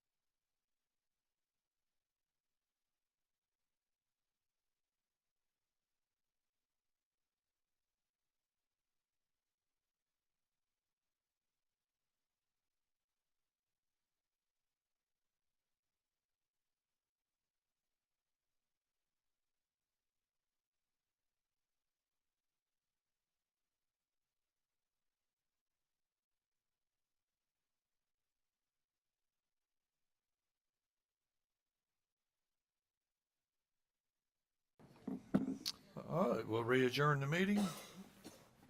We resumed it. Or read, what'd I say, wrong word? Yeah. Yeah. We'll start the meeting, sorry. We adjourn it, then we're No, I gonna have said, another one. well, yeah, I don't know how I came up with that word. So, we'll move on to item G, Public Works, 12G1, revised outline for Indian River County's lagoon management plan. Mr. Sparka. Commissioners, Rich Berger, Public Works Director. So we are here today to talk about something other than beaches. We're going to talk about the lagoon today. We have an outline that's ready to go. We want to get your blessing on it so that we can start filling in the outline. And with that, I'm going to turn it over to Melissa, and she's going to give you a presentation about it.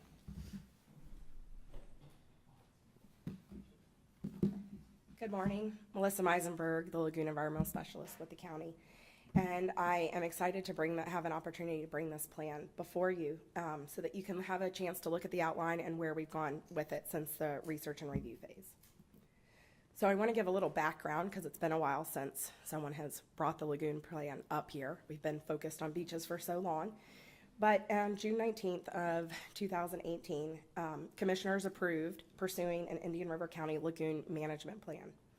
It was a coordinated effort between multiple county departments to maximize efforts, and that included Public Works, which was coastal and stormwater, utilities, conservation lands, and community development.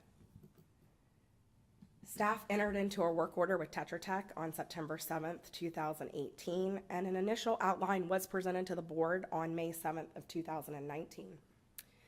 After that board meeting, staff incorporated information, recommendations from the public and the board into a revised outline, which was brought to the board on July 16th of 2019. At that point, the board directed staff to move forward with a research and review phase to identify key stressors impacting the lagoon and issues the lagoon was facing. So now we're going to move into the research and review phase, which was completed on September 21st of 2021. And at that time, the board approved 17 key factors impacting the lagoon. Updates were provided by Coastal Division staff at quarterly updates to the board, and those were important because they provided detailed information on those 17 key factors. After that meeting, staff and consultants have worked to prepare the following outline. And what you'll see are these 17 key factors broken up into 5 focal areas. So if we take a look at the plan outline, you have an introduction, which is going to focus on the state of the Indian River Lagoon, the natural history of the Indian River Lagoon, the uniqueness of the lagoon within Indian River County, the current conditions, and potential funding sources. Under those 5 focal areas, we have coastal, stormwater, conservation lands, utilities, and community development. This is where those 17 key factors or issues are going to be placed. So the following 17 key items were approved by the board during the research and review phase, and they will be focused in one of those focal areas. They will be listed there. And so just to give you an idea or to refresh your memory of the things that were brought before the board previously, they included water quality, which we know is a major indicator of lagoon health, harmful algal blooms, including macroalgal abundance in the lagoon at particular times of the year, which can be a problem when nutrients are high. Organic sediments, which we often refer to as muck, that black silty material, hydrology and hydrodynamics, sea level rise, ecosystem functions, habitats use, and of course, the marinas, boats, and boat ramps, which we've talked about previously at meetings where we talked about DV removals. These all fall under the coastal focal area headline within the plan. Annual rainfall begins the next section, which is stormwater. And we will look at the average rainfall within the county. We will look at the BMAP or Basin Management Action Plan, which is a blueprint for nutrient reduction within the lagoon. Best management practices as well, where we're looking at effective and practical means to prevent or reduce water pollution. After we move out of stormwater, we move into conservation lands. This is important because we're focusing on lands or conserved lands within the Indian River County watershed. of the lagoon. And we're also going to look at islands, both spoil and natural, as part of habitats for terrestrial organisms and nesting birds within the Indian River Lagoon watershed. Then we will move on to utilities, which will include wastewater, biosolids, on-site sewage treatment and disposal systems, water consumption, and then we will move into community development, which includes land use changes, which are important for determining resiliency for the future, and then finish with sustainability and resiliency, which are taking proactive steps that the county should factor in when creating projects or updating existing infrastructure to ensure the future of the lagoon. Under each of these focus areas, we won't just stop there. We'll also include projects that are already online, upcoming and funding projects, and potential projects as well.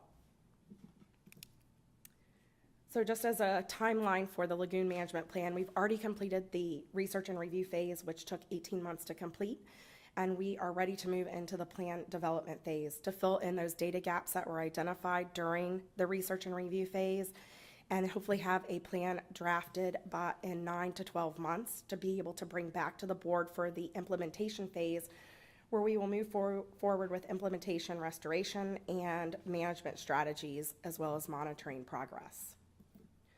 So at this time, coastal staff is requesting approval of the revised outline and authorization to move forward with the plan development phase.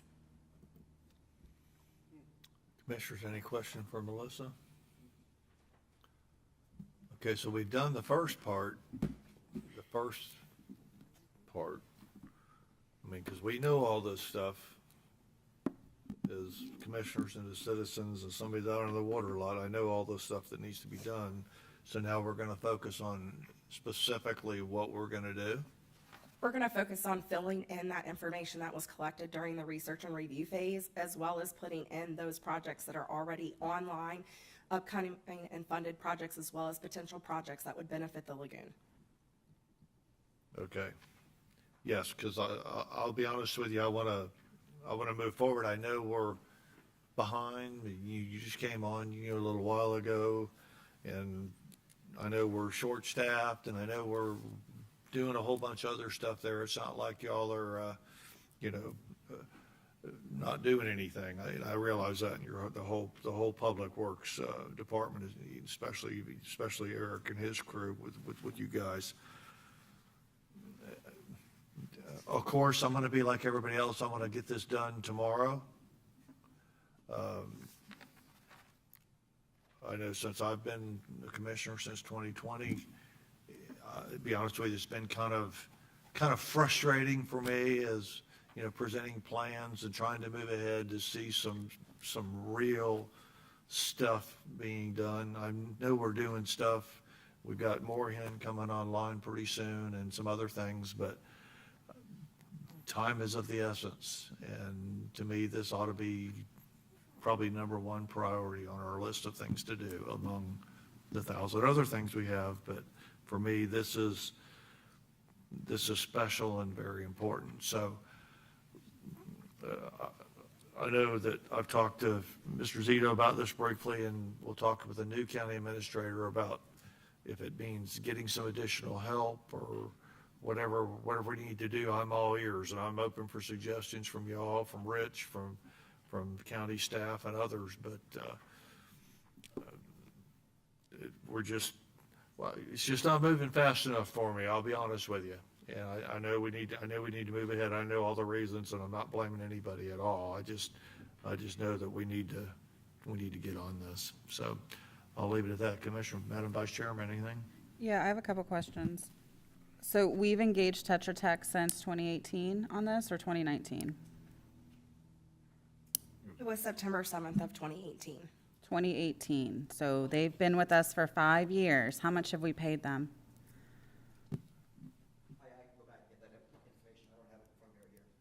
Okay.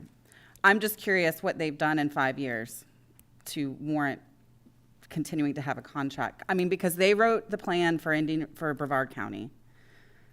And I know that everybody's been distracted with beach renourishment and those types of things, which I totally understand. But my frustration is that we have a consultant working on this. So it's not solely at the staff level. And that's why we had a consultant to bring in that additional information and those additional hands to help move this forward.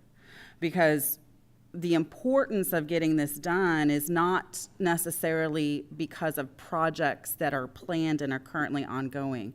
The importance of getting this done is to take advantage of state and federal funding for potential and future projects that are identified in that plan.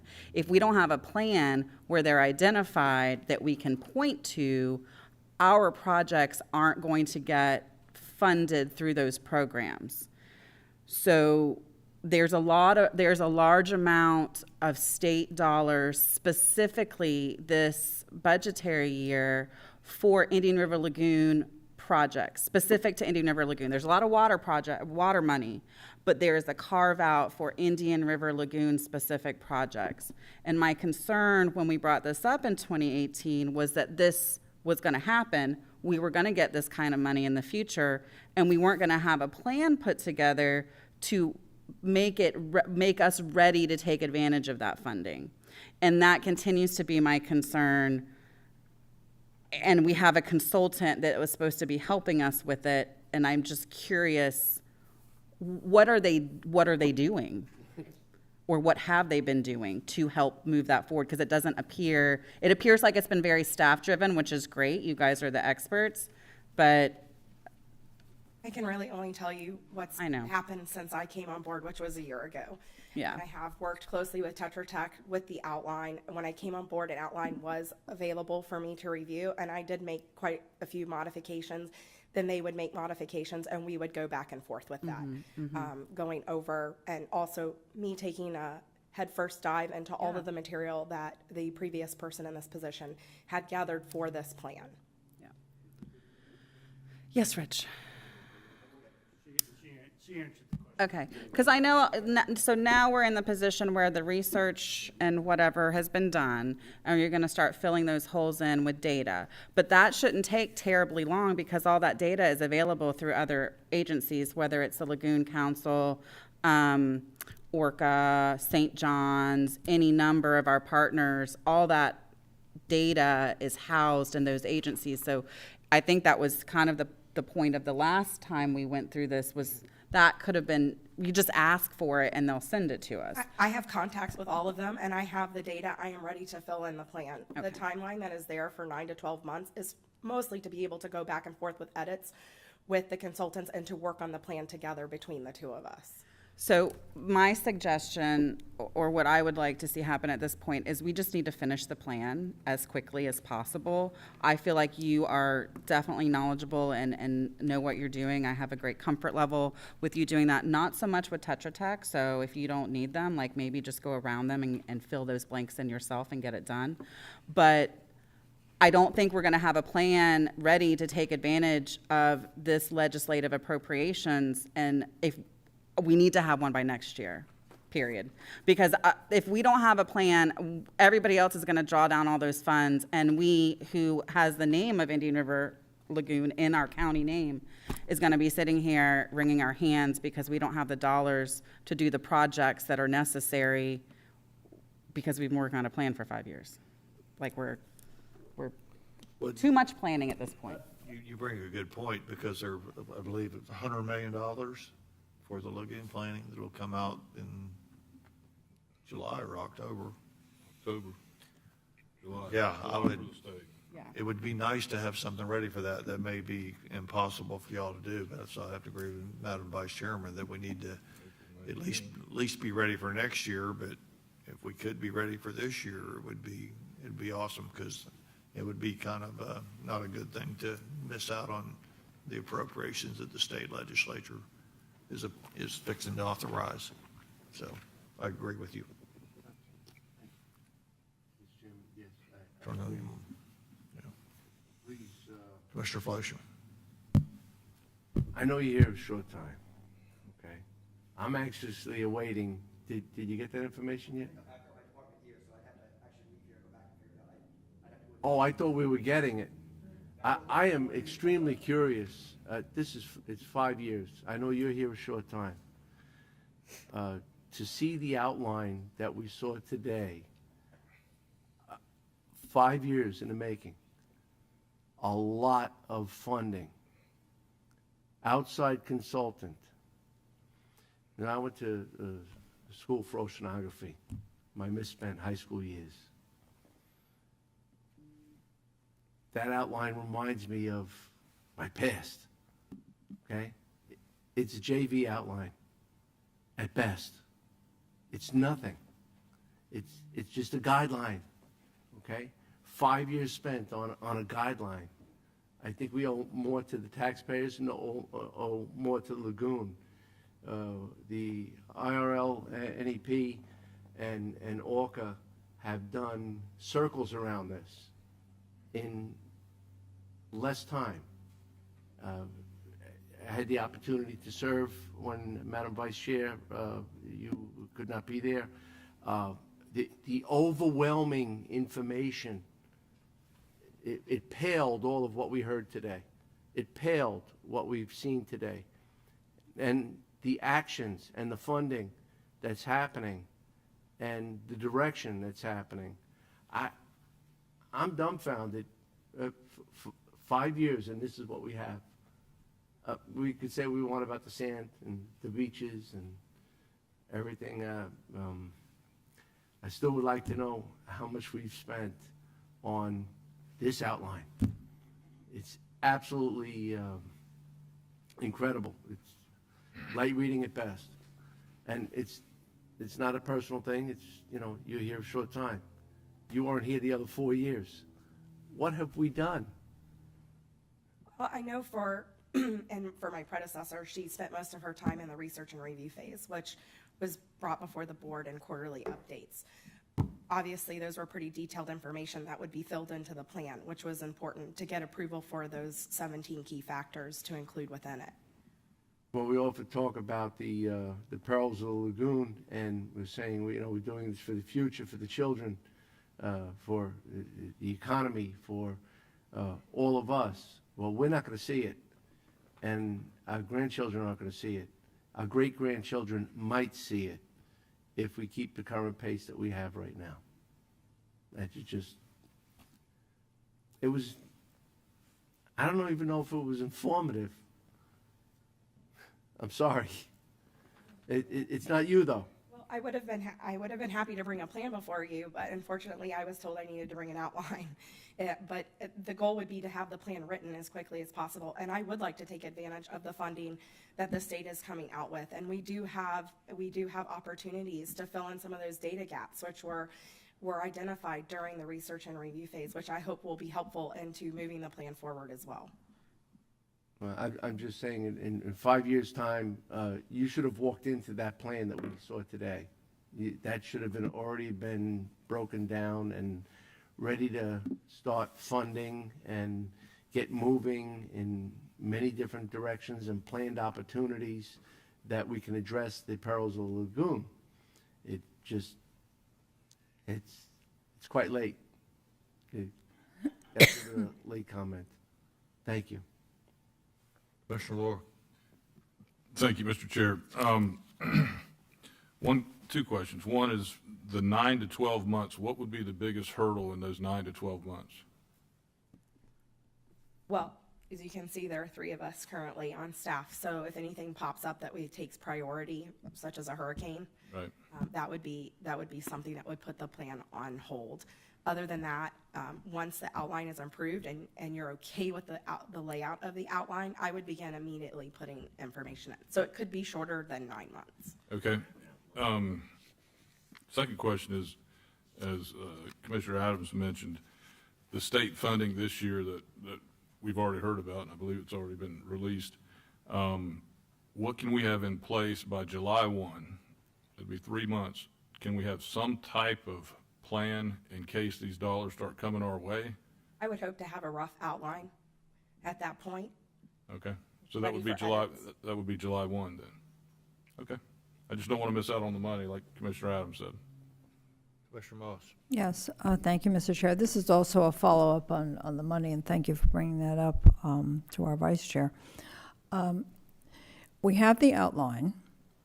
We have access to data to fill in the outline, some of it, if not all of it. thanks to our local environmental agencies.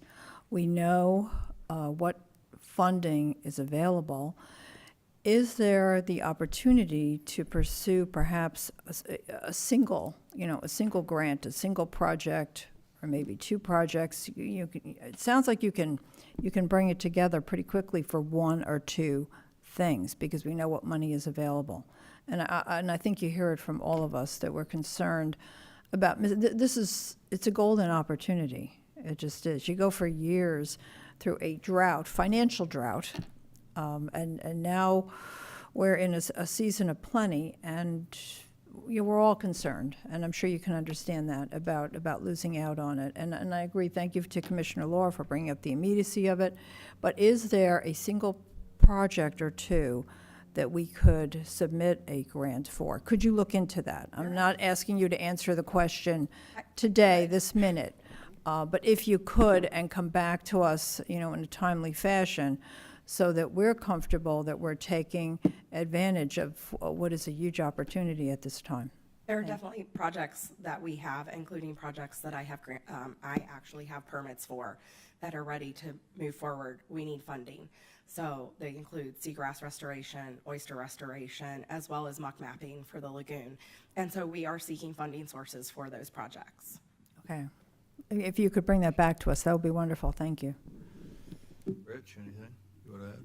All I can say, commissioners, is we haven't been sitting on our heels watching this go by, and what I'm hearing today is basically that's what a few of you think. I'm telling you that my staff's been busting their butts on this and the beaches, and with those three right there, and now I have turtle season, we've been doing the best we can with what we got, and I can tell you right now, they haven't been sitting around. Okay, we'll put this as a priority. We'll move forward. Okay, Eric's been doing financing, FEMA funding, $17 million for beaches. Do we ignore that and work on the lagoon? We were doing it all at the same time. Okay, as far as the 5 years is concerned, I heard that several times. So let's think about this. We had COVID. We weren't even staffed in COVID. That's 18 months. We tried to move forward as best we could. Okay, so this is important to us. This is important to my staff. We will move this forward. We will get you an outline. We do have projects already in the hopper, ready to go. I got the Detco property, which is going to be a TMDL removal process, 40 acres down on 8th Street. We haven't been sitting around, and we're looking at getting funding. We're talking to DEP. Melissa's been great. Eric's been great. I'm a little taken aback by this. So I just want to let you know we are moving. We will move this forward. We are ready to fill in the outline with a majority of stuff. A lot of the data is available, and we're gonna keep on going. She's done the best she could in between beaches, in between restoration, in between hurricanes. When we have to go out and do assessments and stuff, she was an integral part of this. So wasn't Eric. So wasn't Quentin. So we'll get there, and we're gonna move it forward. I know there's a lot of money out there, and we want, if nothing else, I'm all about spending other people's money to get things done for the community and save the taxpayers' dollars. And we will move this forward. Good, thanks. And again, I appreciate you with your remarks and obviously sticking up for your staff. I think we all know that. I think we need to just make it a priority. Let's just move ahead on it. It's something that needs to be done. It has been frustrating for us. It's been frustrating for me that somebody that was kind of, placed in this position with lagoon ideas, I think at first maybe. Yeah, we just need to move it forward. It's we're not slighting your staff or you or anybody else, and so please don't take it that way. We just need to go forward, and like I said, I think I've already spoken to the new county administrator. I know I've spoken to Mike about this. We're going to try to get you more help. In a lot, in not just this area, but in others. But I think that's one of our priorities. So if we can do that, I think that'll be a bonus. But yes, if we can have something ready for the $100 million coming out from the state, I think we need to do that. So I appreciate it. So we appreciate it. Commissioners, any further questions? No, but I'd be happy to move approval. And I'll second.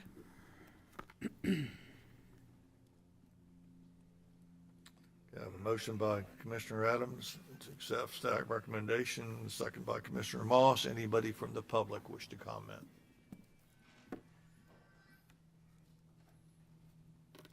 Name and address for the record. Thank you, Judy Orcutt, 4665 Pebble Bay South. I'm probably representing the Clean Water Coalition. So I'm glad to see the plan on the agenda. I agree it's taken a long time, but I think we shouldn't lose focus. Maybe we should just skip over all this writing and create a list of projects. You know, get to that part later, but we need the list of projects because this is an unprecedented time of funding coming not just from the state. It's coming from every which way. And we're going to miss out on it if we don't have our list of projects.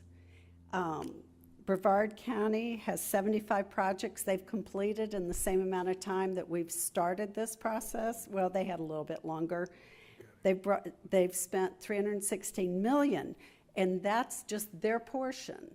There's probably been at least 60% coming in from other funding. So there is a lot of money out there. I just think we need to get our project list together. I heard Melissa mention a lot of projects that have to do with her area of expertise. I didn't hear anything about septic to sewer. It needs to be septic to sewer too. This has to be countywide effort, not just the infrastructure part of it. Well, I'm not saying that right, but you know what I mean. It needs to include the septic to sewer. That's a big part.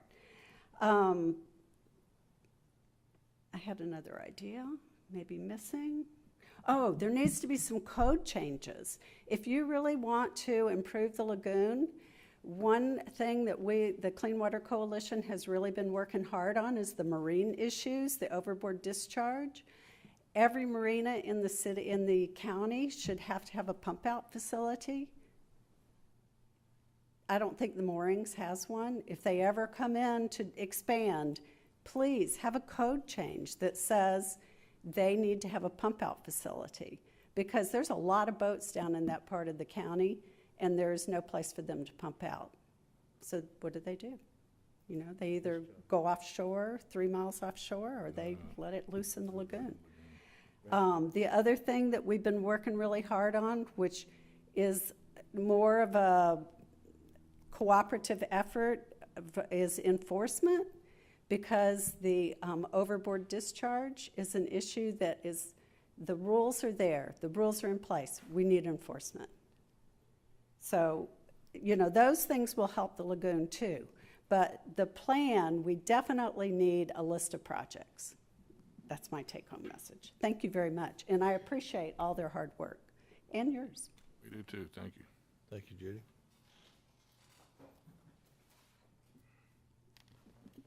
Heather Stapleton, 1726 32nd Avenue. Not only a citizen of Indian River County, but also the relatively new community engagement coordinator for the IRL NEP.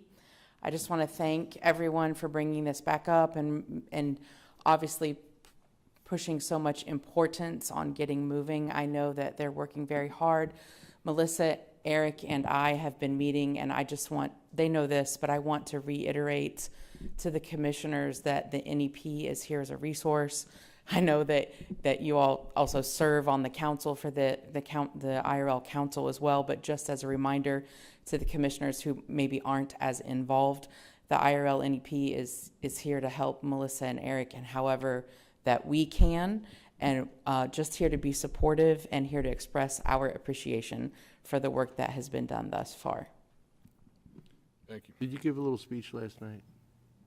I did give a little speech last night, yes. And you know what? You impacted a lot of folks. I just want you to know that. Oh, yeah. Good. And Thanks. that was late last night. It was and late last I was night. here this morning. Yes, Okay? yeah. Many people commented. Oh, good. So I spoke appreciate you. to the Treasure Coast Women's Club last night. And that's something that I, as the community engagement coordinator from the IRLAP, I'm out doing. So if anyone is left in the community listening or in the room and needs a guest speaker, I would be happy to do that. And you know, I like to brag about the projects that are already happening in Indian River County when I'm doing presentations in Indian River County. They are very well received by the citizens. They love to hear about Egret Marsh and Moorhen. They love all those projects.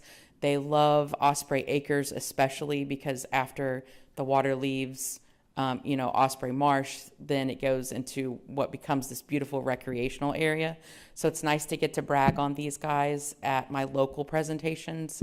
And the citizens are very interested in knowing what they can do as well. And septic comes up a lot. If we don't have the financial help like other counties do, it's very difficult for our residents to get off of septic. And so they're all very concerned about that. Thank you, Commissioner. Thank you, Heather. Anyone else wish to comment? Seeing none. Commissioners have a motion from Commissioner Adams to accept staff recommendation, second by Commissioner Moss.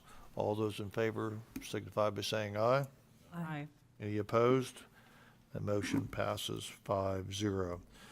All right, Rich, Melissa, Eric, Quentin, y'all got work to do. Thanks so much, though.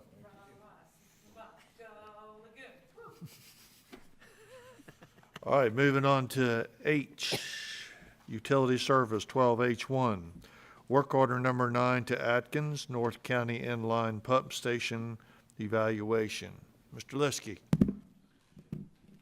Well, we're still in the morning, I guess, right? Right. Barely. Thanks again, Commissioner Sean Leask, Director of Utilities. Just wanted to set the stage for this a little bit, and you can just go to the next slide.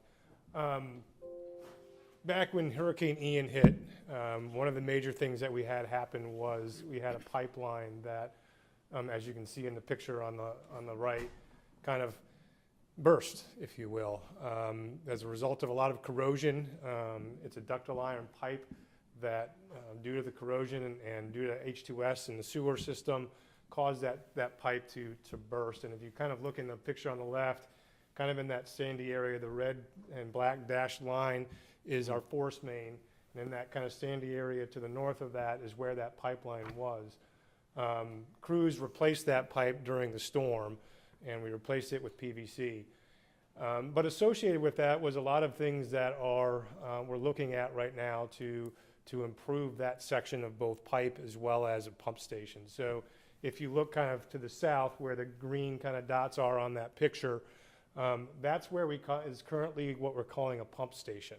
Now, it's an old part of a wastewater treatment facility that was there, located in that area, that has since been decommissioned. We don't actually use the wastewater plant itself, but we do use that section of the wastewater plant as a pump station for sewage. As you can see from this picture, and maybe go to the next slide too, as you can kind of see from this picture too, that pump station is open air. And so it's open to the environment in that area. Again, there's a lot of hydrogen sulfide in sewage. That hydrogen sulfide is highly corrosive. And so it's actually even causing some corrosion now to some of the surrounding pumps. There's a fence along the perimeter of that. It's actually causing corrosion to the fence. So we're looking at doing a lot of improvements to this area of our system, and needed improvements because of the age of the infrastructure as well as how it's functioning and the functionality of it. And so, you know, you kind of use, as I mentioned, the current situation, we're using an old wastewater treatment plant as a pump station, not an ideal situation for how we're using that. It's open to the air, and it really can't really handle the massive inflow. So during the storm, what happened to that area is there was so much inflow into that station, and that's really probably associated with what we call I&I into the sewer system, where inflow and infiltration. But there was just so much wastewater coming in that system couldn't pump it out fast enough. And so what it did is it caused that water to back up into that pipeline to the north, which eventually caused that. Now the pipe was corroded, but it caused that pipe to burst because of that corrosion and that back pressure on the system. So we're looking at doing a lot of improvements, and we're kind of looking at trying to improve this in phases. And what we're bringing to you today is really kind of first phase, if you can go to the next slide, is to work with Atkins to do some conceptual ideas of what we need to do to replace that system. Right now, we have what we call Pump Station 89, which is out at our Oslo Water Treatment Facility, our south plant. And this is kind of a picture, a couple of pictures that depict that. You can kind of see it's much cleaner, it's in the ground. We have what we call a wet well, where the wastewater comes into that wet well, different pumps, and we have 4 pumps at that pump station. Each of those pumps come on based off of the amount of flow that's coming into that, so it can handle different amounts of flow that come into it. And so what we're doing is we're hiring Atkins to start with project management, looking at some data evaluation, looking at a hydraulics situation for that north area. What's the hydraulics? How do we need to design this? Looking at perhaps equipment selection and then siting and layout. Beyond that, they will then kind of be the project manager of kind of going forward. So this is a first step. The next step will then be looking at a design for that, and so actually doing the design work, and then finally going into construction. But this is kind of the first phase to address kind of a problem that has been ongoing up there and that is really needed to fix that part of our system. So just wanted to kind of give you a little bit of background of what we're doing, and we'll be coming to you with other parts of this, but this is, again, the first part of getting that process moving forward. I'd be happy to answer any questions. Commissioners, any questions of Sean? This is the first part, and it's 83. Okay. Yep. This will be kind of phase 1, which is to really look at siting, hydraulics, kind of generally getting a sense for what's going to be necessary out there. And then phase 2 will be kind of design. So this is kind of siting and evaluation. Phase 2 will be design, and then phase 3 will be construction. What's your ultimate plan? I mean, I know part of that will be determined through this process, but are you going to make the whole thing look like Pump Station 89? Is that your? It will be similar to that. And once it's completed, it will be similar to that. I think the eventual plan too is to decommission that plant entirely and actually remove that facility as part of it. So that will actually be probably a large sum of money as we kind of get into that portion of it. It's been sitting there empty and not used. I mean, again, we're using that small portion of it, but the plant has not been used for a long time. And so part of the eventual siting of that will also be looking at what do we do to kind of decommission what's existing out there now. Are you going to roll possible uses or whatever happens there into your master plan that you're kind of moving forward next year with, possibly? It will all be kind of part of that for sure. I mean, as we evaluate that, all of that's going to have to be part of it. But this was just because of the storm and because of the pipe breaking condition of that area, we really felt we needed to move on something rather than kind of waiting. So it was something that we just felt we needed to move on. I mean, it looks like it needs some help, so I'm happy. As that other portions of that pipe look like that, and it just didn't, the pressure didn't get back to it. I'm sure it's only a matter of time. Once you have one part of your pipe go, having dealt with old equipment, I know how that works, but I'll be happy to move approval. And I'll second it, and thank you for moving forward on this. Commissioners, any further questions? I have a motion by Commissioner Adams to move staff recommendation, second by Commissioner Moss. Anybody from the public wish to comment on the motion? Seeing none, Commissioners, all those in favor signify by saying aye.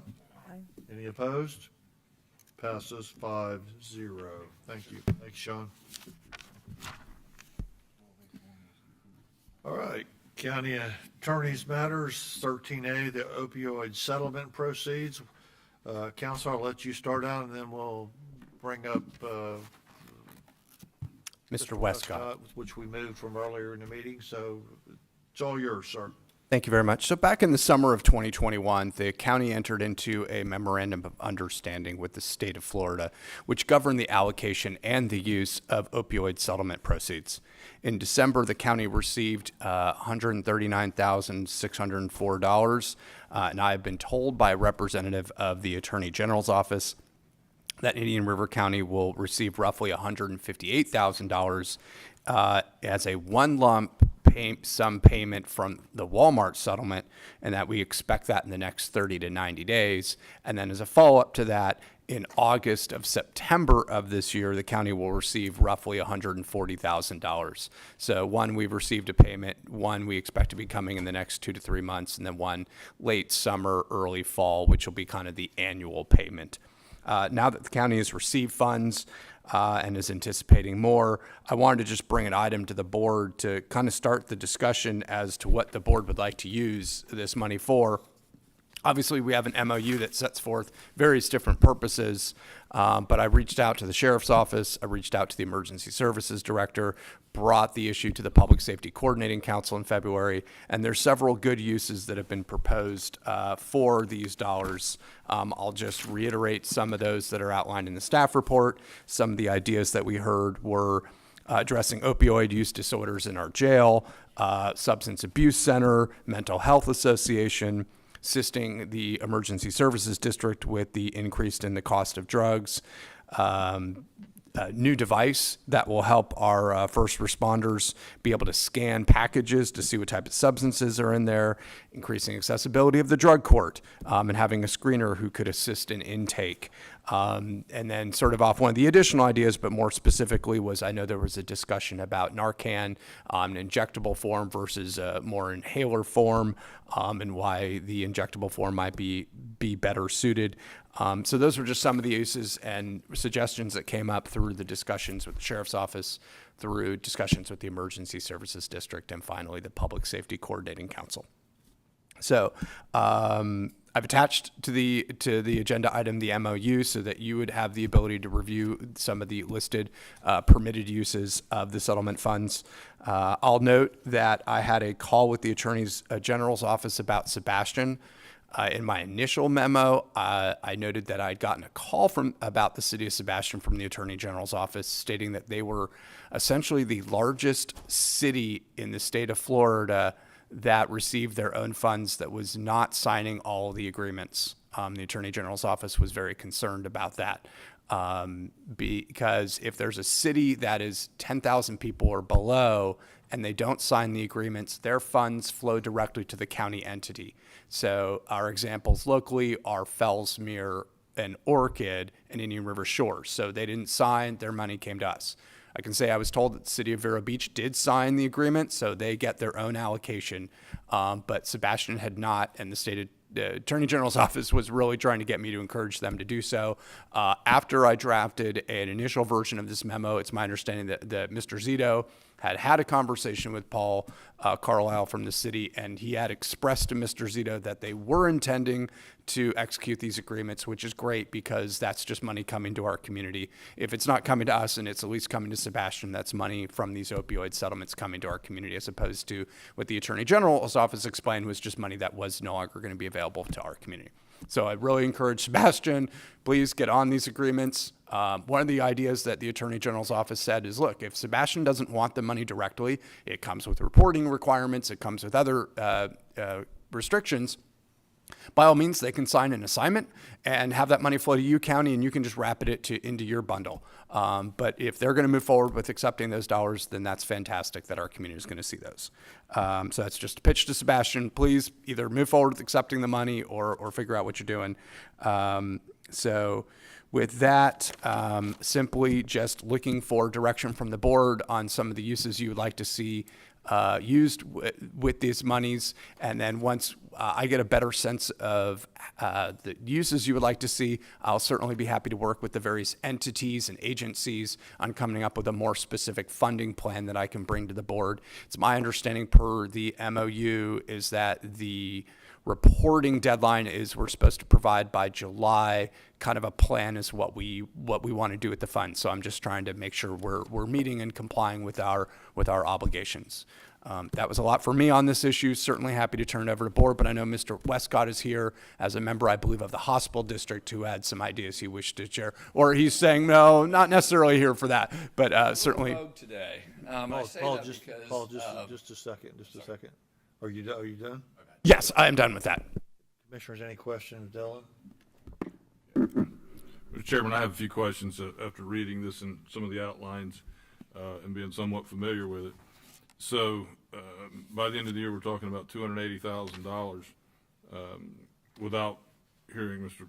Westcott yet, I certainly believe that some of the entities that you've mentioned, it would be nice if some of those folks were here today, because this is, albeit only $280,000, but only $280,000 is a lot, particularly with the discussions we've had today already over some budget matters. I think some of the stakeholders that are listed in Mr. Reingold's memo to us should have been here today, and hopefully by July we can have a specific list and cost, like a mini budget, like you mentioned, because I think you got some serious questions about some of the things that some of you may not know specifically where those dollars go, and they can be used in ways that perhaps weren't designed for what this money is designed for. So I'll leave it at that, and if you have any other questions. Yeah. Oh, I'm sorry. No, go ahead. Okay. Yes, thank you, Mr. Chair. In reading through all the requirements and the different categories that it's appropriate to, of course, I thought of CSAC, which we already have in place and which gives grants actually to several of the agencies which are mentioned here, and that was last year.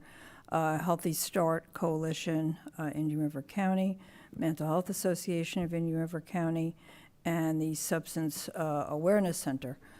So CSAC being the lead agency, and in fact there are members on CSAC, a member from Hospital District, representing Hospital District, and a member from the school district, that might be a good way to go with this, because then we're assured that it's being directed as it should be, and we have the proper reporting, and it will come back to us ultimately for a decision. So that was a thought of mine. Madam Vice Chairman? I just have a couple questions. One, this is non-recurring funds, so we're going to get a distribution over the course of 1 to 2 years, and that's it, correct? Well, so there's two things, and I'm trying to get more data from the Attorney General's office. So the Walmart payment is a one-time lump sum, which is the 150, I think the 150-something thousand dollars that I referenced in the memo. There are 6 other settlements that are bundled together. They vary in time. I believe one's like 18 years, one may be like 15, one may be like 10 to 8. So what I envision happening, and I've asked for this additional data from the Attorney General's office, is what you're going to see is 140,000, then it's going to drop down and then drop down through the years. So some of this is reoccurring funds, but the Walmart settlement is a one-time shot. So for clarification, the 6 that are bundled together is going to be a possible trickle down over 10 years or so? Potentially over, I think, 18 years. 18. And I will certainly provide more information to the board as I get that. That Understand. can't possibly be a lot every year, though. Yeah, well, what we received in December is my understanding, and what we're going to receive in August is an example of what an annual payment looks like. So the 150 that we got in December and the roughly 140 that we're going to get in August, September time period is an example of the sort of annual payments we will get. Okay. But I assume those are going to drop off through time as the different settlement agreements fall off as they each terminate or expire. Okay.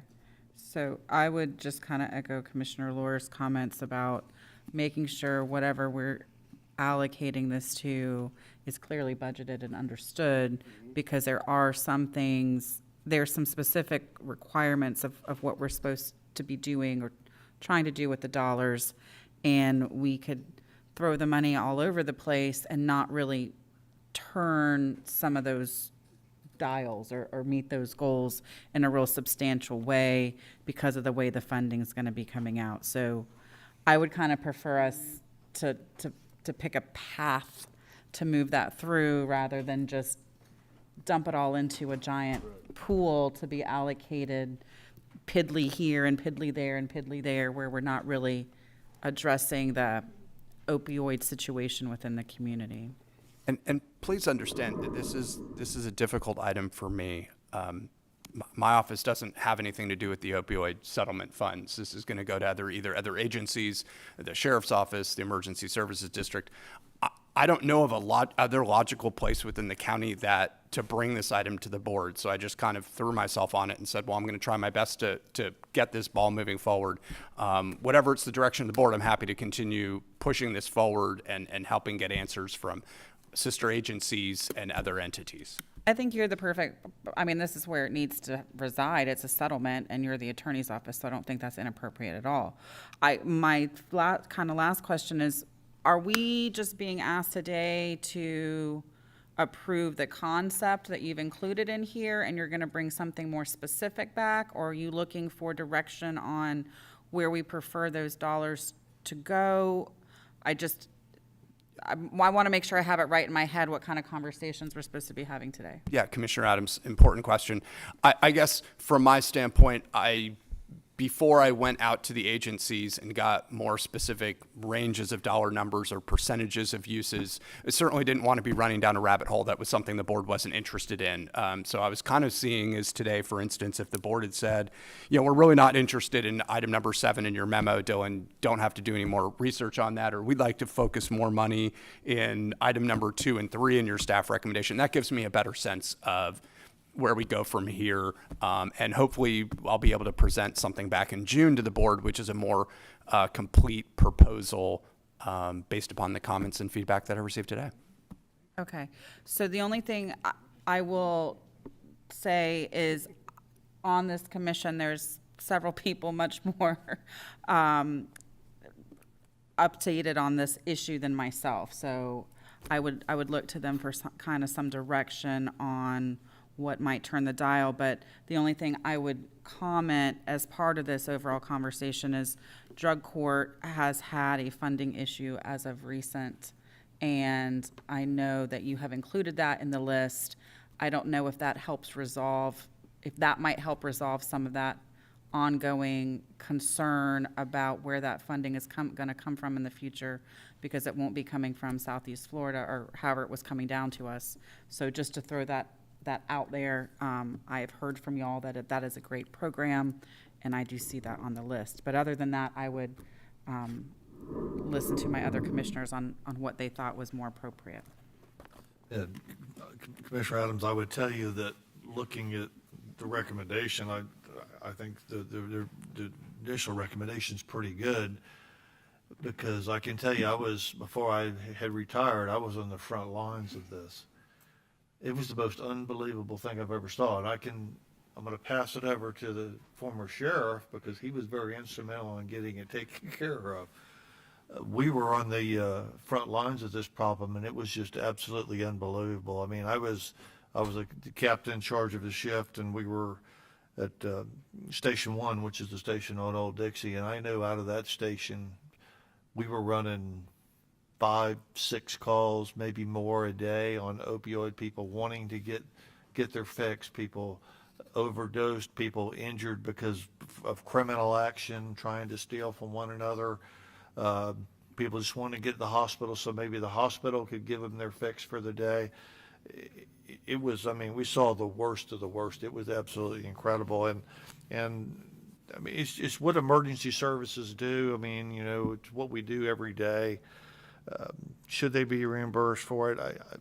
I don't know. I'm kind of good either way, but I'm thinking it's more into the substance abuse, mental health type thing. Public safety never gets their money back. It's not a service we charge for, first of all, but it's a good idea, but it was definitely a trying time for us, and I would like to maybe get more specific on the recommendation in the future. I want to hear what Mr. Westcott has to say too, but this guy was instrumental in getting it taken care of. So I don't know if you want to comment on what I just commented on. Sure, you're exactly right, Chair. And even though it's short money, I'd be happy to be the lead on this if this board wants me to. Okay. I can work with Mr. Reingold. Mr. Westcott. What about you? Thank you. As I No, said yes, earlier, sir. I'm not here in an official capacity because we haven't had a chance to have a meeting since I reached out to Mr. Reingold. I, about a week and a half ago, contacted him and asked him the status of the opioid funds, and he mentioned this was going to be on the agenda item, and I thought it might be appropriate for me to come and share some of the conversations that the board has been having, the Board of Trustees for the hospital district. We've not made any decisions. Again, I didn't have a chance. It's not like I pick up the phone or send emails to the other board members that, okay, if I show up and talk about this because of sunshine. But I didn't want to miss the opportunity to speak to you all on the front side regarding some of the conversations that the district has been having on this topic. We've been exploring in a very preliminary fashion, just in conversations, about the need for an inpatient medical detox facility capability in our community, and also exploring some capabilities, enhanced capabilities at the jail, because whether they like it or not, once they go there, they're hopefully being detoxed, and we need to make that experience as productive as we possibly can. So that's been part of a conversation, in addition to a residential capability enhancement for our community. So this is something that's on our radar, and I wanted to show up and just say, maybe this is an opportunity for more dynamic and greater collaboration for the bigger projects with a broader long-term vision toward addressing this need in our community. Not to challenge any of the items that Mr. Reingold has spoken of, because some initial buys with this initial round of money have benefits that we need to have or explore.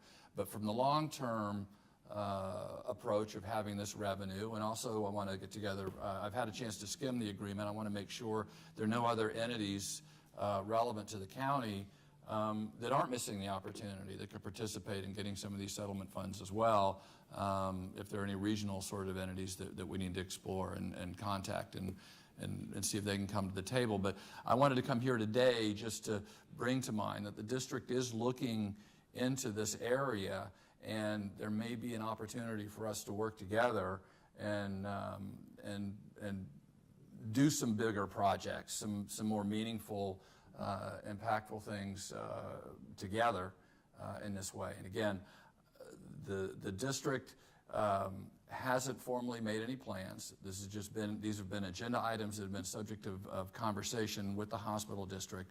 I didn't want today to come and go without being here and bring it to your attention that we are having a conversation. So again, I may have to go to our next meeting and apologize for being here without express permission by the board, but I didn't want to lose this opportunity. And we are having a planning meeting Thursday, and so I thought this was all fortuitous for an opportunity to be here and express what we're doing, and hopefully have it be part of your analysis as well. Thank you. Any questions for Mr. Westcott? Thank you. Mr. Chair, I appreciate Councilor Westcott's statements, and hearing the comments of this board. For many years up north, I worked drugs, and the devastating effects can be patched with atomized or injected Narcan. It can save a life. There's no refuting that. It's done every day here. It's done on a daily basis in many jurisdictions. It doesn't address the problem. And mental health and drug court, where people are on the edge of being placed in a position of making that critical decision, of getting help, of making decisions, life-sustaining decisions, to end a problem, a challenge that might have been created by themselves or by a practitioner who was doing the right thing that got misguided, and then there it is. All of these devices are only, they're casts on a broken bone system. It's up to many other factors to heal the bones. and that comes from within the human being and comes from the support system, guidance system, the nurturing system to make things happen. So I'm not necessarily thinking that, we need to buy, a forklift of Narcan and put a Narcan in everybody's hand. All that's doing is giving somebody another day. And I'd rather give somebody another lifetime to ensure. So we have to get to the problem, get to the challenge, get to the resolution. And well agreed, drug court is the options, the support team for drug court is grossly, they're imperiled. They don't have the funding, and we're dealing with that at another board as well to address it. And Counselor, if the recent discussion that we've had over public safety, I think that it clearly states that we need to get them the support team that they need, because when you go to drug court, and I know some of you have gone to drug court, you look in the galley behind you and you see a league of individuals that are the surrogates for these people's family, surrogates for their infrastructure, and to provide the element of education and courage and support to give them a life. So I think that's where the funding needs to go, because that's where the problem gets fixed, not in, again, with the Narcan, it's a great neutralizer. It saved a lot of lives, but it saves it for a day. I'd rather save a life for a long time. Thank you. Commissioners, this would be my recommendation, how to move forward on this. It says in your last sentence, Dylan, that the county attorney's office also recommends that the board direct staff to coordinate with various entities, that could be the hospital board, to develop more specific spending plan, setting forth a range of percentage allocations for each of the approved uses. I would use that as part of the motion and have you work with Commissioner Lohr to come back to the board with your specific recommendations after consulting with the hospital board or members thereof, whatever how y'all want to set it up to get approval for, say, you to come and work with these two gentlemen to get more specific on how you want to do it. Thank you. In my brief term so far with the district, what I can tell you is there is a lot of energy in our community on this topic. And I think that we can probably bring to bear some good resources and support for Mr. Reingold and Commissioner Lohr to do something that you will be part of with your funds, and perhaps this will be a good opportunity for some enhanced coordination. So thank you. So Commissioners, that would be my recommendation, but I certainly can't put it into a motion. Mr. Chair, I'd like to make a motion that we direct staff, our council, and as well as appoint Commissioner Lohr as the liaison to us moving forward with option number 5 and considering all factors, and bring it back to us for deployment. I have a motion by Commissioner Fleischer. A second. I have a second by Commissioner Lohr. If I may clarify on this, so what I've heard is County Attorney's Office is going to work with Commissioner Lohr as kind of our liaison on the issue.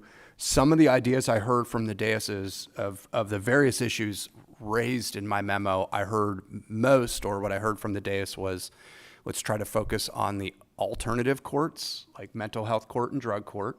I heard focusing on coordinating with our other sister agencies directed to talk to the hospital district. I did hear from one commissioner something about working with the CSAC entities. So I'm just trying to make sure I understand the different avenues that I'm going to be running down in conjunction with Commissioner Lohr.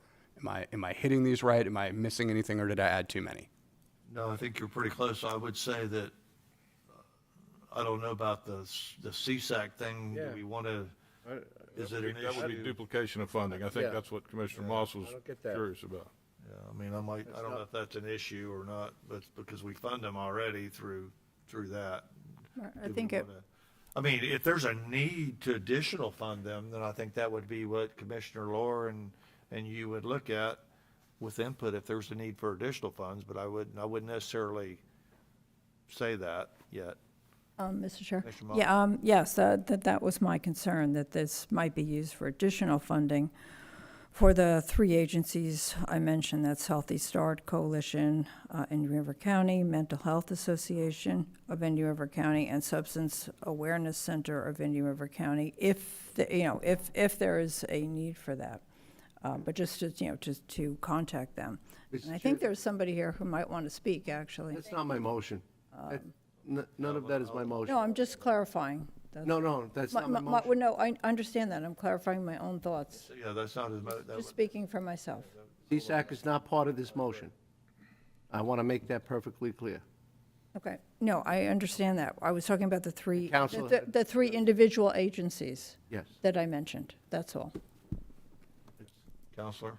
Again, it's, So I'm going to be focusing on the sort of drug court, mental health court, and working with the hospital district. Did I hit the highlights of the motion? Okay. that was the motion. Okay. Thank you, sir. I appreciate the board let me kind of walk through that. Okay, motion by Commissioner Fleischer, second by Commissioner Lohr. Anybody from public wish to comment? Name and address for the record. Carrie Lester, 9878 Pine Street, Mico, Florida, 32976. I'm the Executive Director of the Substance Awareness Center here in Indian River County. I just want to thank Mr. Reingold for his work on this and bringing this before the commissioners. I want to remind the commissioners that, these are human lives.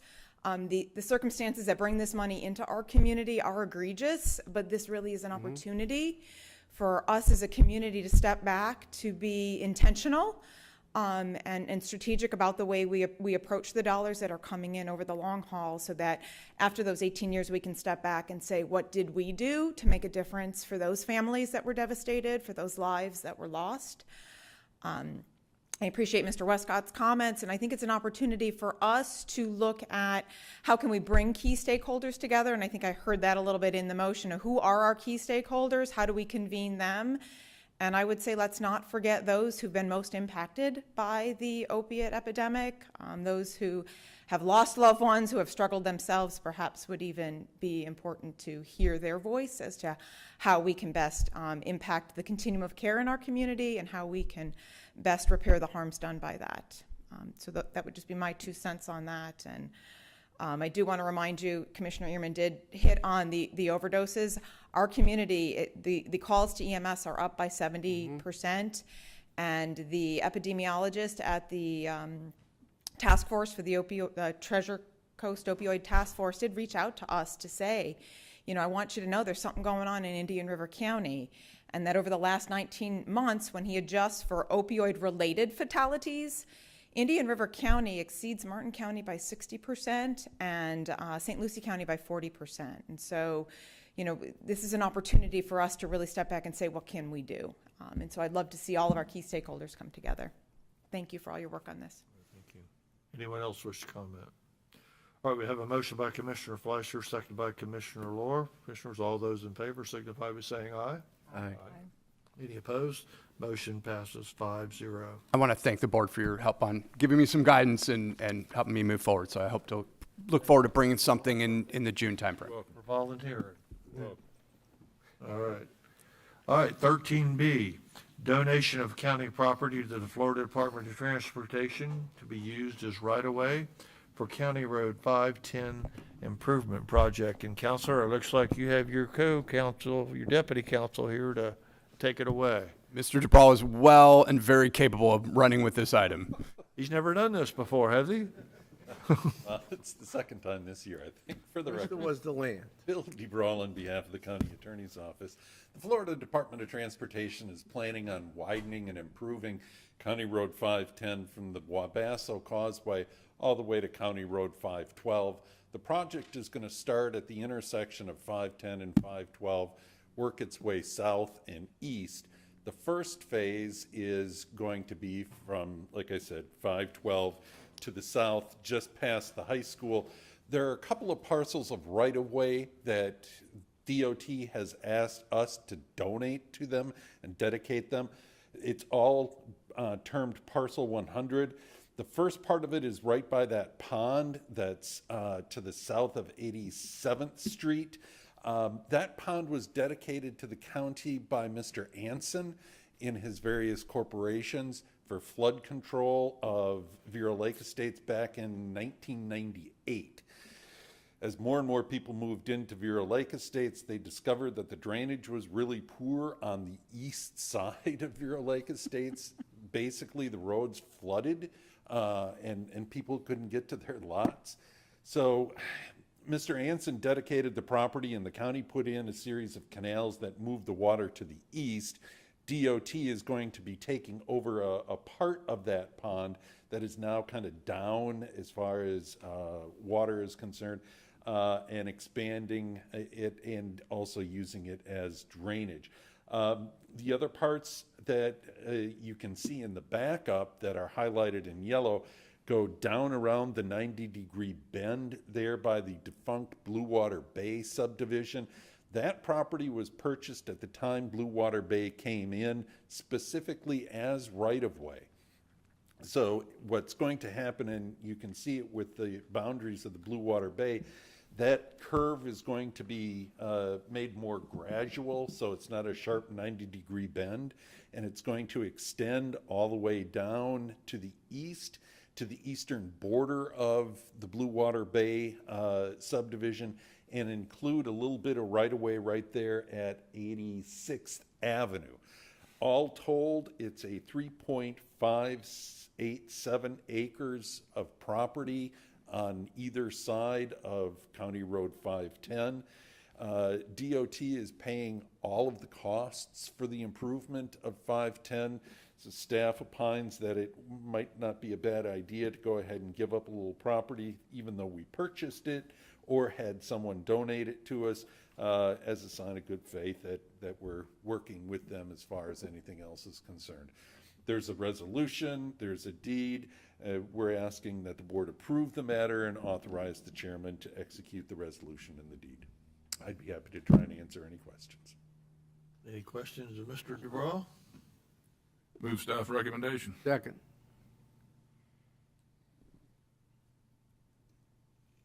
I have a motion by Commissioner Lohr, second by Commissioner Fleischer. Anybody from the public wish to comment on the motion? Seeing none, Commissioners, all those in favor signify by saying aye. Aye. Any opposed? Motion passes 5-0. Thank you. Thank you, Counselor. All right, moving down to special district and boards. We have nothing in emergency services. We'll move on to B, solid waste disposal district. I'll take 15B1 and 15B2, the minutes of January 31st and the minutes of February 7th. Move approval or second, whichever one you need. Who was the first? I'm sorry. Mr. Fleischer? Commissioner Fleischer, second by Commissioner Adams. Anybody from the public wish to comment on the motion? Seeing none, Commissioners, all those in favor of approving the minutes of February 7th and January 31st, signify by saying aye. Aye. Any opposed? Passes 5-0. All right, 15B3. Solid waste assessment and tipping fee rate study. Here is our man from the landfill, Himanshu Mehta. Good morning, Welcome. Commissioners. Himanshu Mehta, Managing Director of Solid Waste Disposal District. It's still morning, but appreciate your patience. I know we're running into the lunch hour here. The agenda item today in front of you and the presentation that we're going to make, I'm here with Chaz Jordan with Kessler Consulting, who will be presenting the rate study information. But what I wanted to just, as a background, remind everybody that the Solid Waste Disposal District is an enterprise fund, and our two primary sources is the tipping fees at the landfill and the special assessment that we have on the taxes. And the original basis, the methodology of establishing that was done in 1995. So we have 28 years where the tipping fees, specifically for 28 years, have remained the same in Indian River County at the landfill. And so The other part is the assessment. So what's happened over the years is the assessment has increased to basically sort of balance out the annual budget, the solid waste budget that we've had. And so it was long overdue that we take a look at how we financially manage our department. And so we started about 2 years ago, and one of the first things we did was take a look at the tipping fees, not only in surrounding counties like Martin, Brevard, St. Lucie County, but other counties as well. And we brought that information back to the board previously. So that was part of the analysis that we started first. The next step was to look at the methodology that back in 1995, they actually went to sort of businesses and weighed the trash that was being produced back in 1995. And as you can imagine, all these years later, things have changed. How things are produced, how things are recycled, and so on and so forth. So what I can tell you is that this process that we began about 2 years ago has been a very in-depth study. I believe Debbie Perez was here earlier. We actually utilized Waste Management. 2 of their trucks, we purchased and installed scales on their trucks and collected actual data from the various sectors through our community to find out exactly what is being generated in our community. So a lot of that analysis was used. We presented that to the board earlier this year at the end of January, and basically the tipping information and this waste generation data has been basically utilized by Kessler Consulting to develop scenarios on what can we do going forward for the next 5 to 10 years, and how can we make some adjustments to our current approach to make sure that the district, with the future projects that we have coming along and future increase in costs, how we can sort of balance our solid waste system. So with that, I'm going to have Chaz kind of present you the results of the rate study, and then we'll follow up with any questions.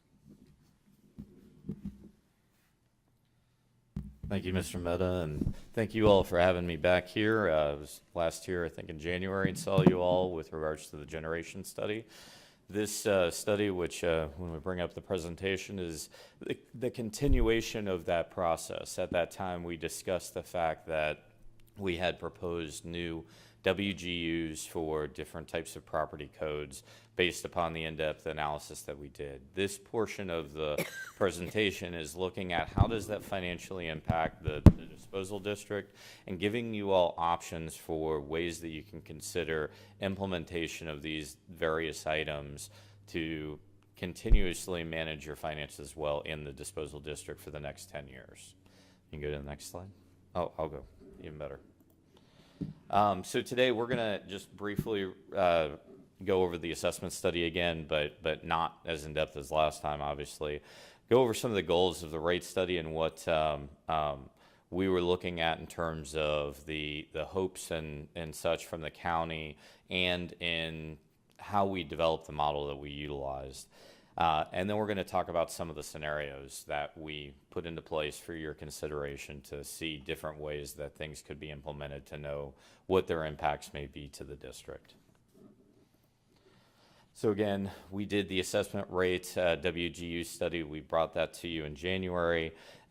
This is just to give you another background on how this is developed. There's an assessment given out based upon a property use code on an annual basis, and it's utilized based upon the expected amount of material that the landfill needs to manage, based upon what type of property it is. This study went very in-depth into determining what those WGs are. And the rate study portion is important because the rate then gets applied to that WGU, and that's the assessment value that the customer needs to pay. So in 2021, we implemented this methodology. We brought in this new data information, and as a continuation of that project, we were asked to take all of that data and see how that impacted your finances and how things went forward going from here.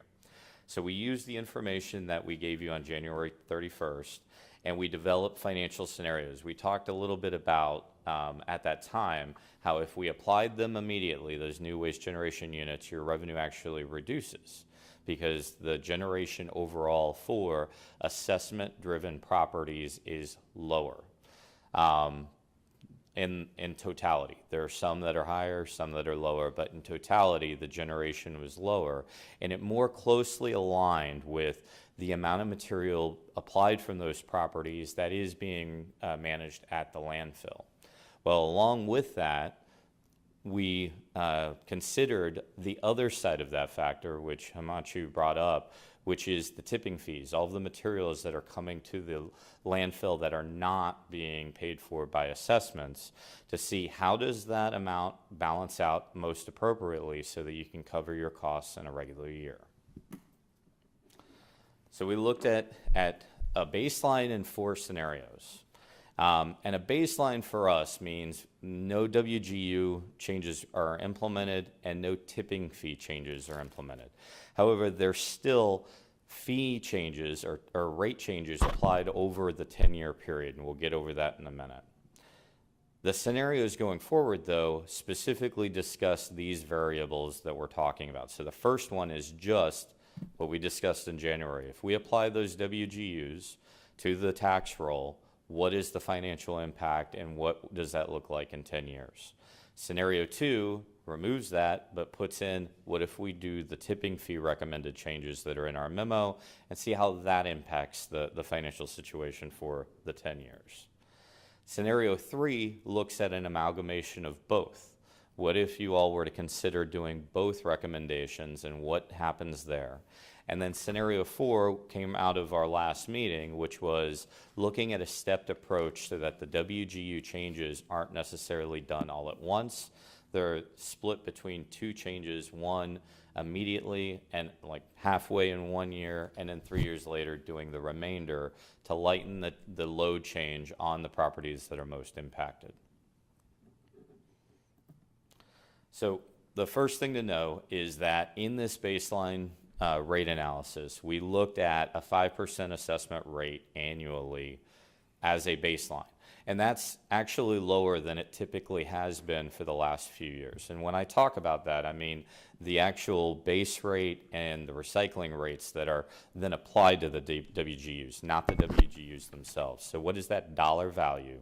And we've utilized a 5% increase per year because that's historically been about where it's at. It's usually been a little bit higher than that to give us a clear line of how the financial picture of the district is going forward.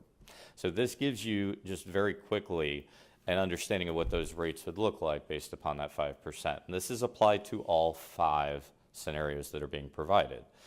The differences are the WGUs and the tipping fees. So I wanted that to be very clear that this is the baseline projection. These may change based upon your budgetary requirements year to year as your budget office determines this, but based upon historical trends, we've seen these change by about 5% a year. So we utilize that for our baseline. In terms of tipping fee changes, the analysis really looked at starting with a comparative analysis of tipping fees for other agencies in the area and seeing where you sat. And in almost all instances, and I would say 90% at least, your tipping fees were very much on the low end of the scale, if not the lowest, in terms of different types of products and what they're being charged for at the landfill. So this analysis looked at, based upon the knowledge that the generation of the WGU properties is more in line if you implement WGUs, that there needed to be a consideration on tipping fees to more appropriately pay for the costs of that side of the service. Because if your waste generation units get more accurate, as we've done through our process, then the cost for the tipping fees is actually the amount of tipping required. The amount of tonnage required needs to be rebalanced. And so with that, we have looked at tipping fees as the way of bringing in that additional revenue that will now be potentially changed by the WGUs being implemented. So these next few slides are just baseline model graphs to give you an idea of what to look at. And I really want to focus your attention on the green lines. And what we've looked at here is a target of a 35% fund balance. Your policy requires 30%, but we wanted to keep it a little bit more conservative because of the nature of solid waste, specifically with regards to debris management and some other materials that could happen at any different year. So with this, we wanted to look at how these different scenarios focused over the 10-year program to stay within that 30 to 35% level. As you can see, if we did the baseline, which is just no changes to the WGUs, none to the tipping fees, in 2032, that fund balance goes below that projection and below that recommendation and stays below that recommendation. It goes up a little bit, but still falls below the 35% in 2033 as well. So this tells us that something potentially needs to be considered now so that we can have enough funding for potential projects and needs in those years. Scenario 1 only implements those waste generation units that we proposed in January, and as you can see, it actually impacts the revenues considerably because of the reduced amount of revenue from the overall picture of waste generation units. If we maintain that 5% increase per year, you all could decide to do a 7% increase in 1 year or an 8% increase, whichever. But again, using that baseline direction of 5%, you would have revenue issues starting in about 2031 of covering costs based upon that current projection. This model looked only at implementing the new tipping fees that were recommended in the memorandum. And as you can see, because the waste generation units wouldn't change, that revenue wouldn't be as greatly impacted. The tipping fees would go up, and so your revenue stays at a very, very healthy level in terms of fund balance amounts going all the way through the 10 years. Scenario 3 looks at both. It basically implements both sides of that equation. And as you can see, while it doesn't show as healthy as scenario 2, it does stay well above your minimum fund balance requirement, which is where we really want to focus to make sure that we have enough funding for potential future capital projects and for emergency service requirements in SWID. And then scenario 4 looks at that stepped approach. And as you can see, because of the stepped approach, because your revenue changes from the WGU is actually spread out a little bit more, you actually make a little bit more money in the long run because those impacts don't hit all at once. They actually are over a 3-year period. So this scenario keeps you well above that minimum fund balance or our target fund balance from the rate study. So what we really need to do from here is, 1, determine your direction on the WGU information and the tipping fees that were recommended, whether those are things you want to consider and put into this. In our recommendation, working with SWID, we recommend that an option of either 3 or 4 be considered because they utilize both financial impacts and it correctly allocates your revenue to the tonnage that's coming in much more closely into the landfill.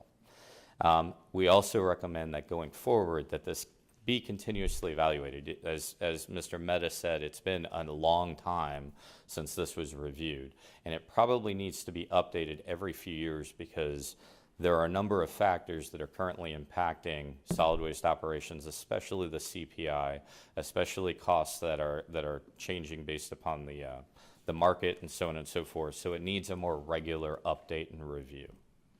And with that, I think Mr. Mehta had a few more comments to close out.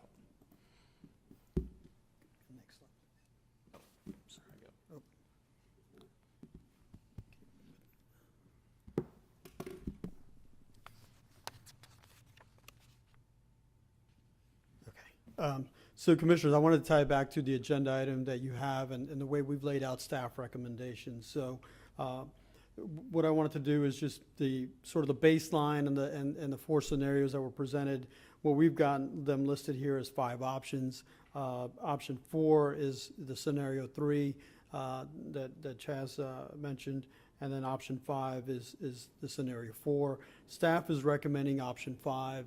It, you know, I think at the last meeting, I remember there was a comment made about, you know, our commercial businesses and whatnot, and then having a sort of a major impact if we were to implement the GU changes now immediately. So option 5 basically is looking at doing 50% of the change. And what we've looked at as staff is both the increases would go up by 50%, and even the decreases would also go down by 50%. So we would, you know, equally treat all parcels the same in terms of this recommendation, but do the 50% change now immediately starting October 1, 2023, and then 3 years later in 2027 do the rest of the change. But with that, I'd be happy to answer any questions that you have. Why does scenario 2 remain so healthy throughout the process? So scenario 2 does not change the waste generation units as we recommended in our previous report. And as such, just like in the baseline, the assessments, how they're calculated would stay the same. The only delta there, the only change is the rate that you apply to those waste generation units. So because of that, the assessment revenue stays fairly healthy. And with tipping fee changes, that revenue goes up as well. So that's why overall your revenue looks very healthy in that scenario. Does that make sense? Why not stay at that rate? I mean, what the difference between that and the last one, in scenario 4 or option 5? The answer to that is that's up to the board. However, with that, then you would be continuing to utilize waste generation units and waste generation rates that we have established aren't quite accurate going forward, that there is a change in some of them very substantially, and basically your tonnage going into the landfill is more appropriately allocated if using the new generation units as opposed to the old ones. Commissioner, if I may add, using the restaurant sector, for example, one of the things that we've identified that in the waste generation unit is the, you know, a restaurant producing garbage in 1995, or the estimates that we had established back in 1995 is almost double now. So restaurants are producing a lot more garbage than we had estimated that they were generating back in 1995. So one of the reasons not to, although scenario 2 looks financially healthy, it doesn't accurately project what each sector is generating and producing currently in 2023. And so that's, you know, and one of the reasons was that we took 9 months to actually have waste management trucks go and measure, you know, garbage dumpsters, if you will, from all the various sectors. And that's why we know that comparing, you know, the tonnages we had in our composition study back in 1995 compared to 2022, it really shows that we're not appropriately charging, or the estimate of waste that's generated from these various sectors is not accurate. And so that's one of the reasons is also to go with, you know, our staff recommendation with option 5 or scenario 4. And that would typically be a more accurate scenario? Yes. Yes, that would more appropriately bring revenue in based upon where tons are actually coming from to the landfill. And that's the idea is you'd be shifting some of the revenue burden back onto the tipping fees, which from the analysis we've done is a greater portion of the tons being managed there than how the current generation units are set up and how many tons it's expecting to go into the landfill. Okay? Thanks. There's no doubt we need to make changes and increase our fees. I mean, there's no doubt about that. But I was just wondering, based on the financial model that you were showing, I was like, wow, why is that so much healthier? But you explained it, and I appreciate that. Commissioners, any questions of staff? Mr. Chairman? Pleasure.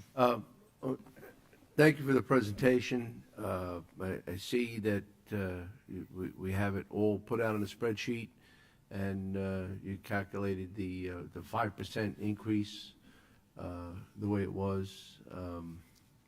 If, hypothetically, if we were to go with option number one, which is basically do nothing, where would that put us in 2027? Can I go back? Roughly, how far would it set back our system? Let's see if I can go back for you. Oh, sorry. I'm just trying to get the value out of our consulting. Exactly. Thank you. I had an earlier Appreciate it. experience. Never. So at no point, based upon that model, do you go into the negative or anything along those lines. However, based upon current capital planning and current projections on costs and all of that, in about 2032, you go below your fund balance minimum. Wow. And you can see in those Yeah. couple of years, 2031 and 2032, there's substantial expenditures above the amount of revenues you're taking in. And so the idea is from a financial planning standpoint, to try to limit those changes in outer years as much as possible, so you're not eating into your fund balance more than you need to for major capital investments or for other emergency needs. Commissioner, I would also add that, as Chaz mentioned, I mean, last year, our assessment rate, this is looking at a projected average of 5%. I think we were at 8.5% in our assessment rate increases. So I know Kristen's back there in budget, but we haven't submitted our budget this year yet for next fiscal year. And so she will be looking at, if we were to just keep baseline, she'd be looking at what is our budget requested. Last year was 22 million, and majority of our contracts have a CPI built in, and where CPI is right now, all of them sort of had a max of 3% that we gave each of our contractors. So my budget is certainly going to increase, and so then her job will be to take a look at what we're asking, and again, the 5% wasn't enough last year, even though this is kind of projecting that. So I feel like the assessment prices are going to continue to go up. Well, it's either, again, when you're looking at raising the impact, raising the dollar amount that people are confronted with, we have to look at two factors. If we do nothing, it's going to just be brought to all of the taxpayers. If we do something, it's going to be a user tax, more or less, a usage taxable usage on the business or the entity using the system. We're going to be confronted with several items in the very near future. Dealing with waste. Waste is up in the forefront now. Thank you, Hamacho, bringing it up to the forefront. It's not an easy topic to bring. But Sebastian has just moved to have unified collection. We may be confronted with that decision in the very near future. Not that it's going to change the amount that's brought to the landfill, but there is another factor to cost to the general taxpayer. So it's going to be built in. If it is, I know it's going to happen. I'm a Sebastian resident myself.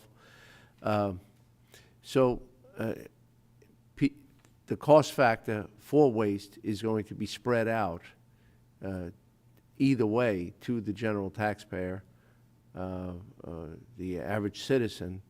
But I believe that the option number 5 is probably the best because it spreads out, if we were to do something, spreads out the impact for current and in 2027. And it is a more gradual approach.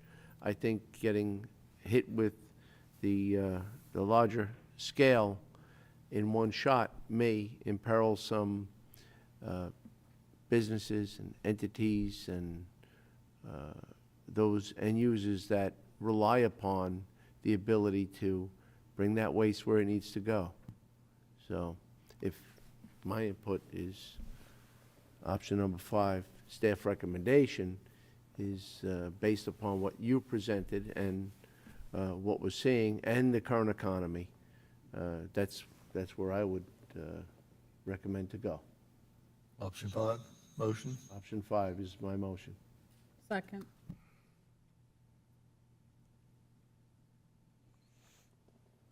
Commissioners, any further comments? I just have a question on year 31 and 32, your expenditures jump. Is that something in the CIP? Yeah, there's a couple of large-scale capital improvements that are in, if you look in the report, they're actually listed, I think on page 3 or 4, but they show those improvements based upon current planning from an administrative direction. They're not CIP approved, they're just known needed requirements in the future. So that's where those jumps come from. I believe an admin building and another facility necessary to continue to manage recycling operations. So that's where those expenditure jumps come from. Fantastic. All right, thank you. That was it. Mr. Chair, I take into mind that Mr. Melton will be reviewing this every 2 years. I keep in mind that tipping hasn't been altered in 28 years. That's a big thing.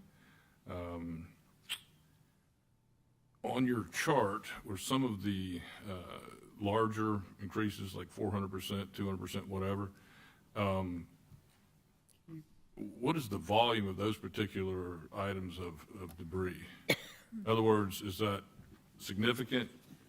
For example, we bring up, I think the tires went up pretty significantly. Are we seeing a lot of those, or will that impact have that great of an effect? Sure, no, that's a great point, and as we prepare budget, we're gonna be looking at how the average tonnages of some of these quantities, and with these new rates, what our revenue increase would be. Yep. And so in terms of, one of the things, and you brought up tires, I'll just mention that, there is a footnote at the bottom that we do accept up to 6 residential tires, both at the landfill and the convenience centers at no charge. So this is for sort of the higher volume of folks that will bring tires to us. Our cost to, we recycle the tires, our costs have gone up higher than what we're even charging right now to receive them. And so when we did the analysis and looked at other counties, this is kind of what sort of the average rate would be. The other thing is to discourage, tires from coming from out of county. If other counties are charging a higher price than we are, then they're going to most likely want to come to us. So it's kind of to discourage that as well. We can certainly, as we kind of go through the budget process, some of these are not that high in terms of the tonnage volumes compared to the overall. Like construction would be a lot higher than the amount of tires that we receive per year.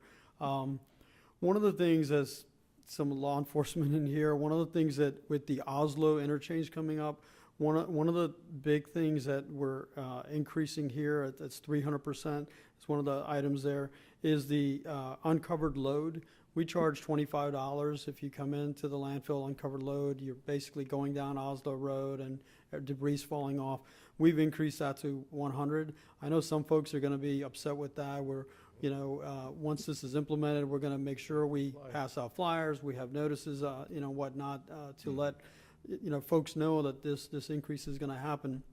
But it's really trying to get folks to put tarps on their vehicles before they come out to the landfill.